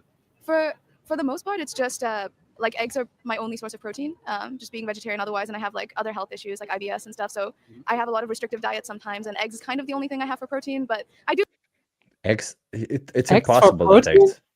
Yeah, it's impossible that eggs are her only source of protein. Like that's like, what are you stupid? Oh, I'm sorry. You should always ask the people, so how much protein do you need per day? And then they don't know. Yeah. And they say 100 grams. Let's see, how many eggs should you eat to get 100 grams of protein? Just freaking goddamn, eat tofu. Like, just fucking eat it. I ate so much tofu today. Amazing day. Okay. I ate one whole tofu. Yes. Not that much, but yeah. I do like to eat a lot of tofu and stuff, but you know, at the same time, like I said, So you can have tofu. It's not like out of your diet, Yes, right? yeah, I have And it's really high in protein. yes. So you don't have an intolerance in No, soy products. no, for the most part, no. Okay. So it's high. It's high in protein. You have like TVP, which is like textured vegetable protein. It's really high in protein. Like, and I think the requirement for protein, unless you're a professional athlete who wants to bulk up and build muscle, is not that significant. Yeah. I think it's definitely something I can move off of for sure. Yeah. But I also think it's like 100%. I think I should move towards being more vegan. But at the same time, I know there's a lot of stuff that could be vegan that's not ethical. Like one example is like Nutella. This, more vegan, right? Like you're in this position right now, Alexandra. I'm curious. She says, I know like there's stuff I could be doing that could be more vegan. Mm-hmm. Would you correct her? Yes, of course I would. I would. I think it is sometimes not good to ask people if they know what the definition of veganism is, because people won't admit that they don't know something, and then they want to more stick to what they think it is. I would rather educate them right away what vegan is. And at this point, I would have done that too. I think I would have told her that vegan is the inner stance, like it comes from within, that we agree with the idea that we want to reject the commodification and exploitation of other animals. And then I'm asking, like, do you agree with that? Like, are these your values? And I think from there you can go on a little more. And if we explain to people that, there's no such thing as more or less vegan, it's a black and white issue, because from the animal's perspective, you either are exploited and commodified or you're not. And so it is a black and white issue as much as enslaving a human is a black and white issue. They either are enslaved or not. And so I would have clarified that in that moment for sure. Okay, that's a good one. I never know how to react in these situations, but you're right. Maybe clarifying is the best way. I think sometimes sometimes I don't. I don't know. Well, she's advocating for a gray area of, I'm a little bit more, a little less, and we have to clarify no gray area. It's just not. It is black and white, just as any other injustice. It's either just or unjust. How is it something in between? How can it be? You either are continuing to exploit animals, or you reject the idea that this is something that is okay from your own moral values. Like, okay, let's continue. Which is not not vegan, but the palm oil use and like the large manufacturing, things that are environmentally destructive still. I know it's not exactly animals, but it's all, you know, in the same vein. I mean, that's a separate discussion in itself, right? Yeah. So the environmental part and your ethical consumer choices when it comes to the environment, that's a thing everyone of us can do their own research and be more responsible. Yeah. But when it comes to a vegan lifestyle, it's straightforward. When you buy something that contains animal products, it means an animal was exploited for it. Right. So it's straightforward. Now the environmental impact, you can go into the ins and outs, but the practice, the mindset is very straightforward and simple.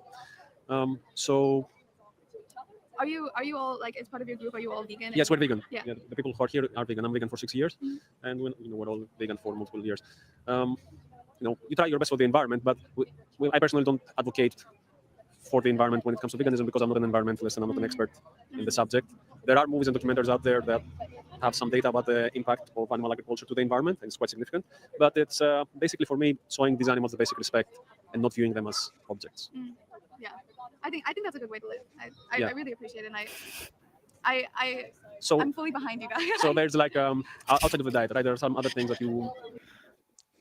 She's behind us. service. Alexandra. She's an ally. She's a vegan ally. These are a the best vegan people ally. who are vegan allies. Yes, really, really Yeah. good. Yeah. I also would have clarified it differently. Yeah, she accepts that we exist, that people who don't want to exploit animals exist. She accepts that. Imagine it. Thank you. Yes, thank you so much. I also would have clarified that this is not about the maybe benefits of a lifestyle that is not exploiting animals, because the animals are in focus here and only them. Like we wouldn't in no way possible would we go around and say, oh, you should not rape women because you could get an infection like a HIV infection or whatever. Oh, protect your hand by not hitting your woman. This is not how we go around to talk about things. And we should not do that in the animal context either. So I think it's a little bit of a missed opportunity if people say like, oh, well, environmentally, there's this documentary or blah, blah, blah. We should really, really clarify that even if it would not have any benefit for the environment or our health at all, we would still be in the position where we have to be vegan for the animals because we cannot justify not being vegan for them. And I think that's important to clarify. Although coincidentally, there are benefits, of course. So if we talk about the environment, it is absolutely stupid to not talk about a vegan lifestyle. But when we talk about veganism for the animals, which is the only way that we can talk about it, it is important to always bring it back to the victims and to say like these side effects, maybe positive benefits whatsoever, forget about them in that sense. But when we talk about health and the environment, it would be stupid not to bring up a plant-based diet. Yeah, I think that's. I don't think she understood. I think that's the problem. No. I just don't think she understood what veganism was. I think she listened, or at least she heard it, but she didn't listen. And then she just went on and talked about the environment and kind of her same idea of what veganism is. That's what I think happened here. Hence why she brought up the whole argument for environment. But let's see how Christoph. That vegans boycott, let's say, it's testing on animals for cosmetics when you have the choice, not going to zoos, aquariums, not wearing clothes that come from animal products, So that's, as I said, the set of practices that flow from the mindset. Yes. Yeah. Okay. So what are you going to do about it now? Are you going to take steps towards? No, I would really love to. Yeah, I really want to. I want to commit to it. I have in the past, and I've flip-flopped back and forth. It would be really nice, I think, to get to a point where I'm very well informed about everything that I'm consuming, and I feel like I'm making the best decisions, for the environment and animals and farming. No, I mean, no, it's the wrong idea again, right? It really hurts to hear that, because it just shows that she really didn't understand what this is all about. Like, stop talking about the freaking environment. Like, what the fuck are you doing? Let's go on. Let's see to the end. Everything. You live here in Malta? Yes, I'm here, Sam. Nice. Where are you from? Botswana, Southern Africa. Oh, nice. All right. So I'm very anti-zoo, by the way. Anti-zoo. Yeah. So that's an element of the vegan mindset, right? Just when it comes to, as you said, the eggs, maybe it's a bit of a lack of I think it's a lot education of and looking into it. But from personal experience, I can tell you that when it comes to protein, and I've researched this, females, unless you're trying to bulk up, and even if you're trying to bulk up, you can be a vegan bodybuilder, right? There was a Brazilian vegan bodybuilder that won Mr. Olympia recently, so you can definitely do it. Just takes a little bit more planning, and if you respect these animals, you can put the extra effort. Yeah. What do you think of it? Okay. So I'm going to give you a card that has 3 movies. It's called 3 movies WTF, And there are many resources outside of Wikimedia that you can educate yourself further. Yep. About all of the things we discussed. Sure, Right. I appreciate Thank you. it. Do you guys? Yeah. It was nice meeting you. Nice meeting you. Do you want to know what we're doing here? Yeah, what are we doing? We are showing the. Okay. Okay, so I would have clarified it in the end even more. Yeah. Same. I would have like when people bring up the environment, and especially if they bring it, let's say you bring it up once, you kind of just move on. Maybe they don't mean it so seriously, but you brought it up like 3 times. I would have just been like, yeah, but let's be clear. If for the environment, it would be good to kill people, yet we're not advocating to do that, right? So why it's not about the environment, it's about what we do to animals. We're here advocating for animals, not the environment. But, I think you did a great job. I just think she didn't listen. I think regardless of what you would have said, probably, because she just went and nodded her head like this. Mm-hmm. Yeah.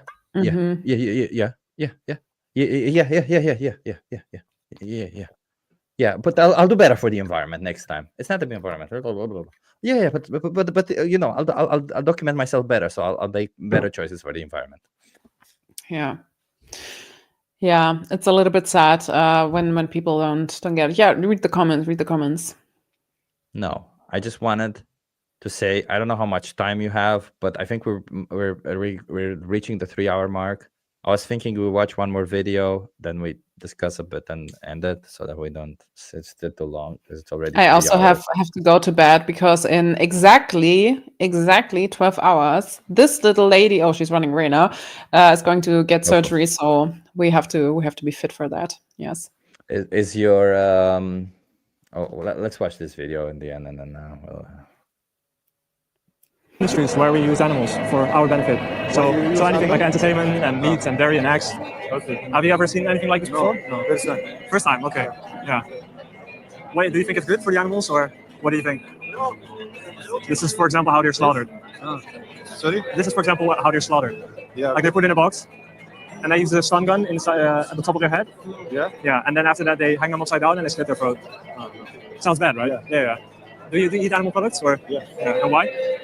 I like how they taste. And do you think, not in this way? Yeah, like, do you think the enjoyment, the taste you get, is more important than what they go through, or? I like the taste. That's it. You do. I understand. I used to like the taste too, but then I thought about what happened to animals for me to get that taste, and I thought it wasn't worth it. Do you think their life is maybe more important than your taste? Yeah. Did he say yes? I guess so. I mean, this question of is your taste worth more than their life, which is usually the question that we ask, right? I'm just trying not never say that question again, unless it's someone who I see that actually would never answer yes, because a lot of people would disingenuously say yes, or would say it in a sense where they're just so disconnected from the whole idea. They're like, yeah, sure, I don't care, or they're too apathetic towards it. So I usually try to stay clear of that question, especially at the beginning. Yeah. Of course. Yeah. So what do you think then you can do about it? You mean stop eating? That's the idea, yeah. Like, do you know what veganism means? Yeah, I know. Yeah. Can you tell me what it means? They don't eat any kind of animals. Veganism means that you don't exploit animals. So you don't use animals for yourself. Yeah. Right? So no eggs, no dairy, but also no leather, nothing like that. Yeah. Do you think you could do that? Or does it sound like something? Maybe I can do that. Okay. Is it okay if I give you a card? A card. Like, I would not ask, do you think you could do that? Do you think you want to do that? I mean, it's about if they don't get their values straight, this is more a practical question, which they have to do with themselves. Like, we're not here for the how, but for the why. And I think we have to phrase our questions like this. That's a good one. Yeah. Yeah. I'm just waiting to see maybe there's you can scan it. Yeah. Yeah. Please scan it and watch the documentary that we show, because it shows what happens to all the animals. Okay. And if you see it and you decide that you don't want to be responsible for what happens to those animals, then you can go vegan. Okay. Do you think you could make that change today, or? There's Oliver. Not I sure. know him. And we'll try. But if you were in the animal's position, right? What you just saw, you saw the cow in the stun box. Yeah. Right. If you were in that position and someone would tell you, "I will try to not kill you," would you accept that, or do you just want them to not do it anyways, to stop it? Yeah, to stop it. Right? Yeah. So what's holding you back from doing that? I'll try. I'll try my best. But again, do you think the animals are okay with you trying? Like, they need us to be vegan, right? Yeah. To not use them. Yes. So if you can't do that, You can just go to Google and look like how to eat on a vegan diet and how to not use animals, right? Okay, will do. Thank you, Michael. All right. Sadly, most of the conversations, well, I would say that. Sadly, most of the people in conversations are that disconnected. I think like the connection, the discussions we saw, the last two, the people are that disconnected that they don't really listen. They don't, regardless of what questions you ask. And Yeah. yeah, I also felt like they were not in the conversation. They were just like, okay, yeah, they just listen to the information and then they just go along and don't think about it any further. People are like this. Yeah, it's a little sad to say the least. But I think these are also not the people that we want to reach. When I was doing Train of Truth lately, I don't know if you've seen the I stuff have that we're seen doing. what you do, but please tell others also about it, because that is freaking awesome. And if I come to Berlin, I really want to do that with you. Please tell everybody what You you're have to. doing. Can you? Let's just show. Can you show one reel so people Yeah, know, so yeah. that I don't have to explain? I can show you which one on my profile on the German one, and I will Okay, translate it right away. Okay, just this one. Should I I'm not send logged you? into this browser. Yeah, so please. I send it will. to me, I will 'cause send you. Hold on one second. I will send you the one I was thinking about. And everybody, if you have some questions for Alexandra, please think about them, and maybe we'll do a 5-10 minutes question and answers thing. Yes. I mean, I'm not falling asleep yet, so. There you go. If she's not asleep, while she's asleep, it's like she's not existing. So that's okay. That's true, and I like this state very much. And then I'm awake, and then I'm like, another day. Existence again. Damn it. It is what it is. I send it on WhatsApp. Okay, get me. Yeah. So I'm not logged into Instagram for some reason. I think you can still show it. Yeah, Otherwise, I I can send you the video on WhatsApp and you can share it. Let me know if it works. It works. It works. Give me a second. Okay.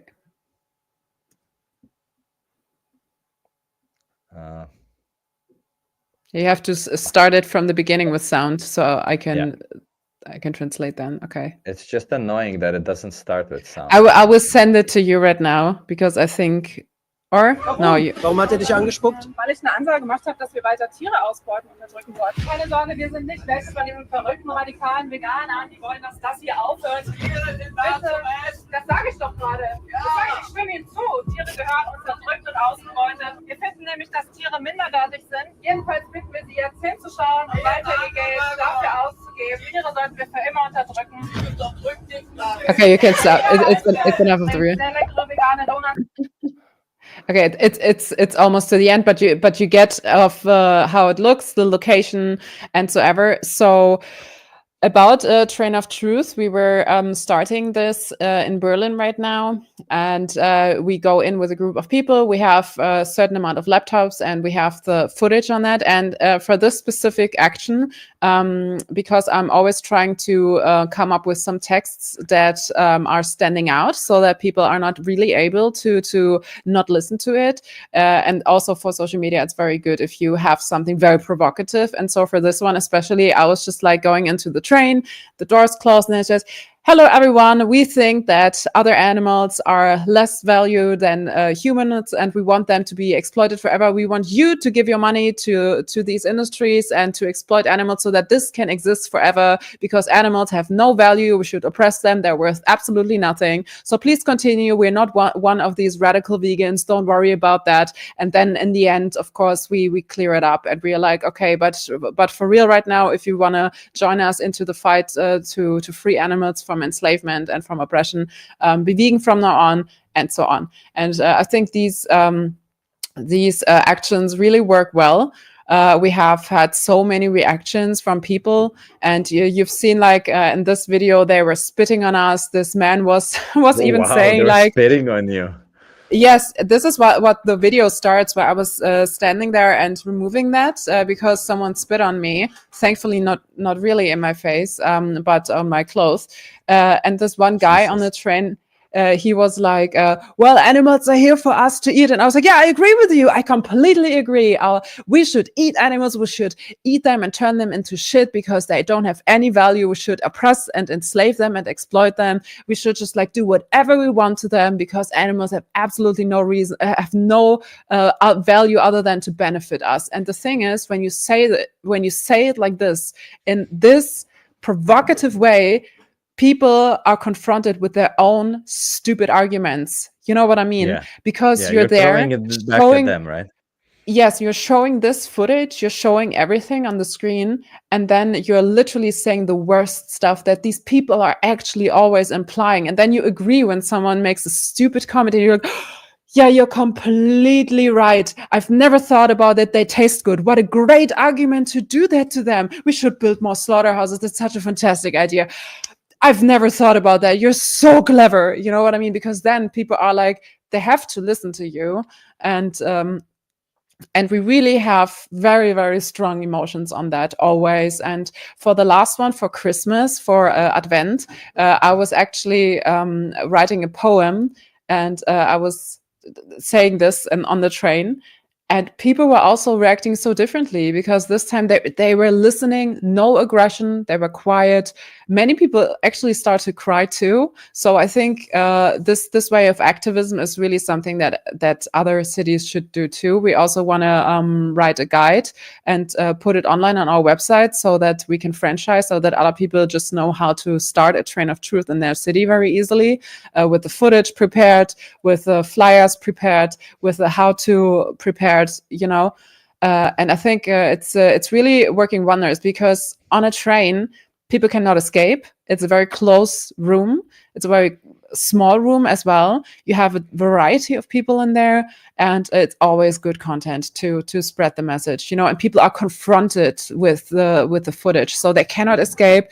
And she has her zoomies, and we're also you know, not going into outreach conversations too much. We're replying to some comments, but we're just there showing, confronting, throwing it at them, and giving out flyers with more information and stuff. And many people actually started to cry because they were so overwhelmed on the moment. And when you find the right words and you look them into the eye and you're saying stuff like, well, if you don't want to participate in this anymore, ask yourself how many animals from this moment on.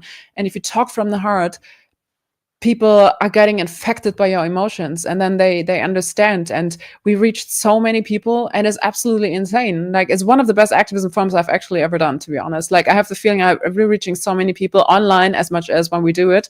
And so you will see next time when you're in Berlin. I will force you to come with me. Yes. You don't have to force me. I want to do that. Heck yeah, go into trains. Can I do that live? That would be really cool that we do it live. If you have a good reception, because Germany is a little bad with internet connection in general. So, but Warum? Yeah. Warum? Deutschland, warum? Really? But yeah. So yeah, I think that's a really good form of activism to confront the people in that sense, especially because most people don't want to watch the footage and stuff. Oh, and the last time there were children on the train too, and I always approach the children because I don't want to leave them without, you know, being there for them in that moment. And so I was asking them, like, do you like what you see on the screens? And they were also like, no, I don't like it. And then there are, of course, the parents who are also getting so angry that we show that. And I'm just like, don't be angry at me for showing the information and for giving out the education that everyone tries to hide from you and your children. And don't be mad at me. Be mad at yourself that you are responsible for these pictures that your children don't like. We are just here to remind you that these are not your values, obviously. And so it's a very, very great form to reach people. Yeah. It looks like it. It does look like a really good form. It also looks like a form where you're going to get some shit from people because you're outreaching a mass amount of people. So I think it's a great form of outreach. Like, of course, all forms of outreach are good, but this one is especially good because you're spreading the message so horizontally that it's so great. Like, many people who have never been introduced, have never known. Now they know. Now they're introduced, and maybe with just one conversation, then they go vegan or something like that. Yes, yes.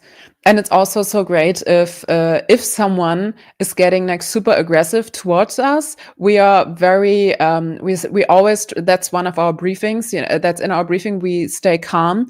We don't overreact. We don't get aggressive back to them, because then we look like the reasonable people, which we are, of course. We are the non-violent folks who just want to educate and who want to end the Holocaust of the animals, And so I think this is a very good thing, that the aggressive non-vegans make themselves even look worse. And so which side do you want to be on? 100%. Like the side that rejects that on the screens, that fights for the animals, or the side that is screaming, but they taste nice?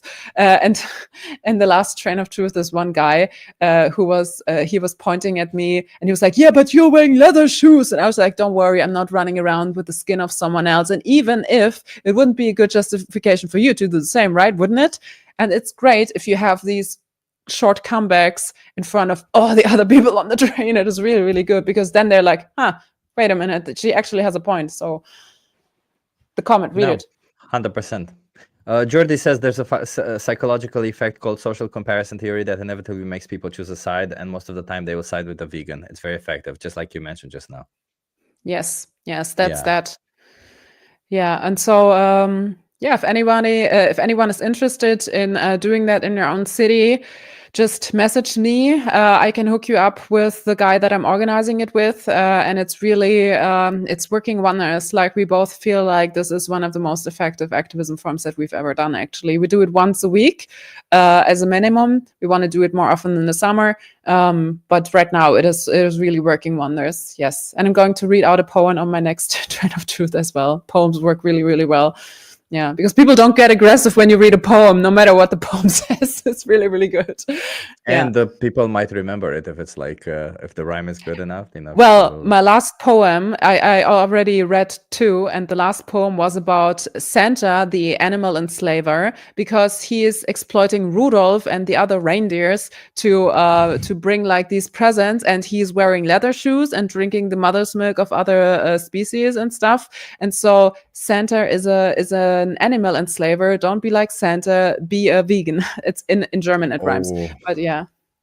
I'm sure it triggered some people. Well, it always does. Oh, and this is why I have a body cam right now for security. Ooh, nice. Yeah, for security, just to have it from my perspective, what was happening. So yeah. Okay, we have some questions. This is a question that was early on. Alexandra, do you know any active group in North Germany? Well, Berlin is kind of in North Germany, no? Otherwise, you can always have a look at animalrightscalendar.org, and it shows you all the German cities and what kind of activism we're doing there. And there's everything in it. So you can look it up and you can join, no matter which group is in your area. I think everyone will be happy to have new members being active for the animals. So, okay. If toddlers weren't meant to be eaten, then why are they made of meat? It's a very good question. That's a very good question. If batteries wouldn't be so tasty, why are they?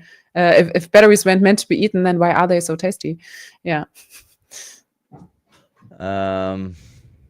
Okay. Vegan Stoner Lady says, I appreciate you both reviewing my outreach. It was very helpful. I wrote notes. Die radikale Veganerin. CC. Also, FYI, I mean, we mentioned a lot of notes or whatever on the videos, but I just want to add that I appreciate the people who have been doing outreach. Of course. Christoph, I think it's Christoph, right? Tico and Anna, thank you so much for doing outreach. Thank you so much for going out there. No outreach is perfect, and the fact that you go out there, the fact that you want to improve is already a good enough thing. So lab-grown toddlers. I love that comment. Oh, tofu is here. Ah! A wild tofu appeared. Yeah, I think that's it. I don't think we have any more questions. I mean, there's this question from Jordi: roses are red, violets are blue. I'm vegan. Shut the fuck up, will you? But No. you know, is that really a question? Exactly. No, never shut up. Okay, vegans, never shut up, vegans. Go on out there, speak for the animals, please. Of course, that's what we have to do, because if we don't do it, nobody else will do it. And so out yourself as a vegan, make other people vegan, do the bare minimum, which is make it visible. Like, just go on the street and yell vegan, and then you already made it more visible and annoyed some folks, which is amazing. Always say have a nice vegan day when you are saying goodbye at the cashier at the supermarket. Always just put it out there, make it visible. Yeah, always annoy the fuck out of people. Put stickers on your post box, put stickers on your door, put stickers everywhere you go. Just like make it visible, make the people not forget about the animals and about our moral obligation. Yes.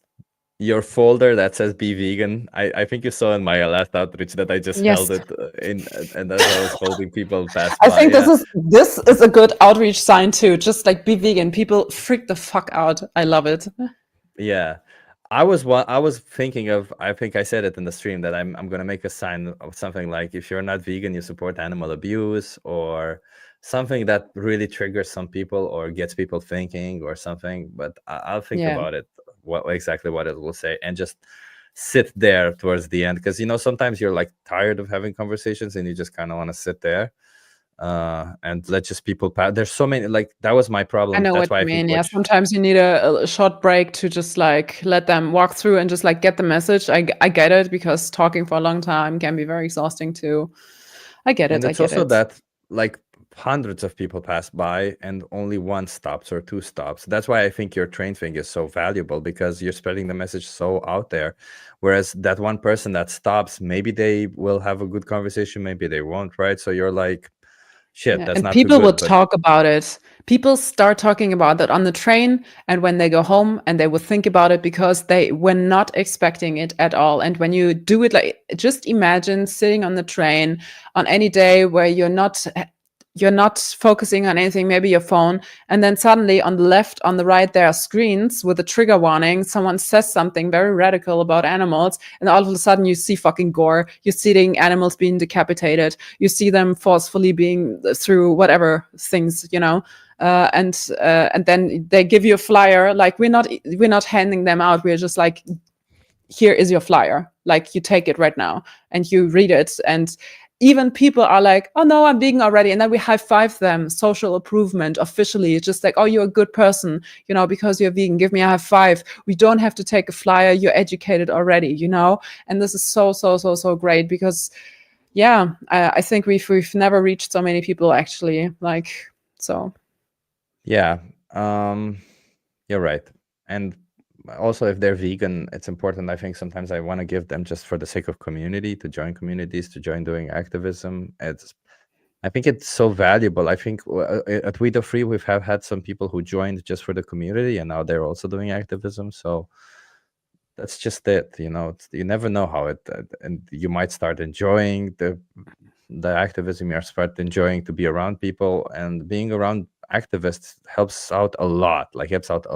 Within understanding the vegan message well enough, within having enough conversations, within having enough questions and all that.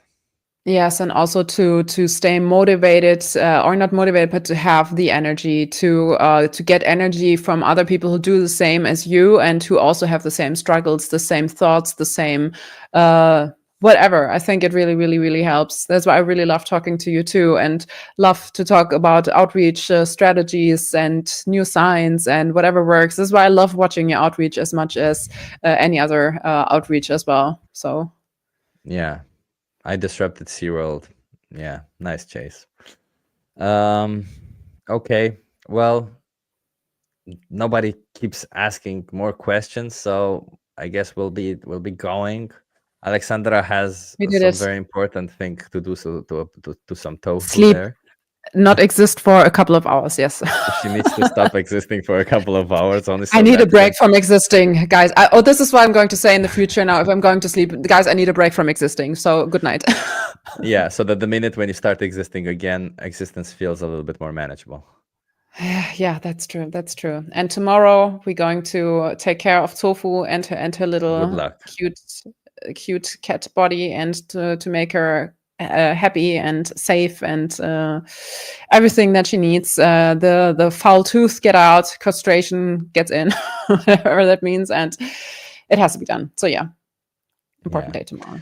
Okay, Chip, it was absolutely amazing.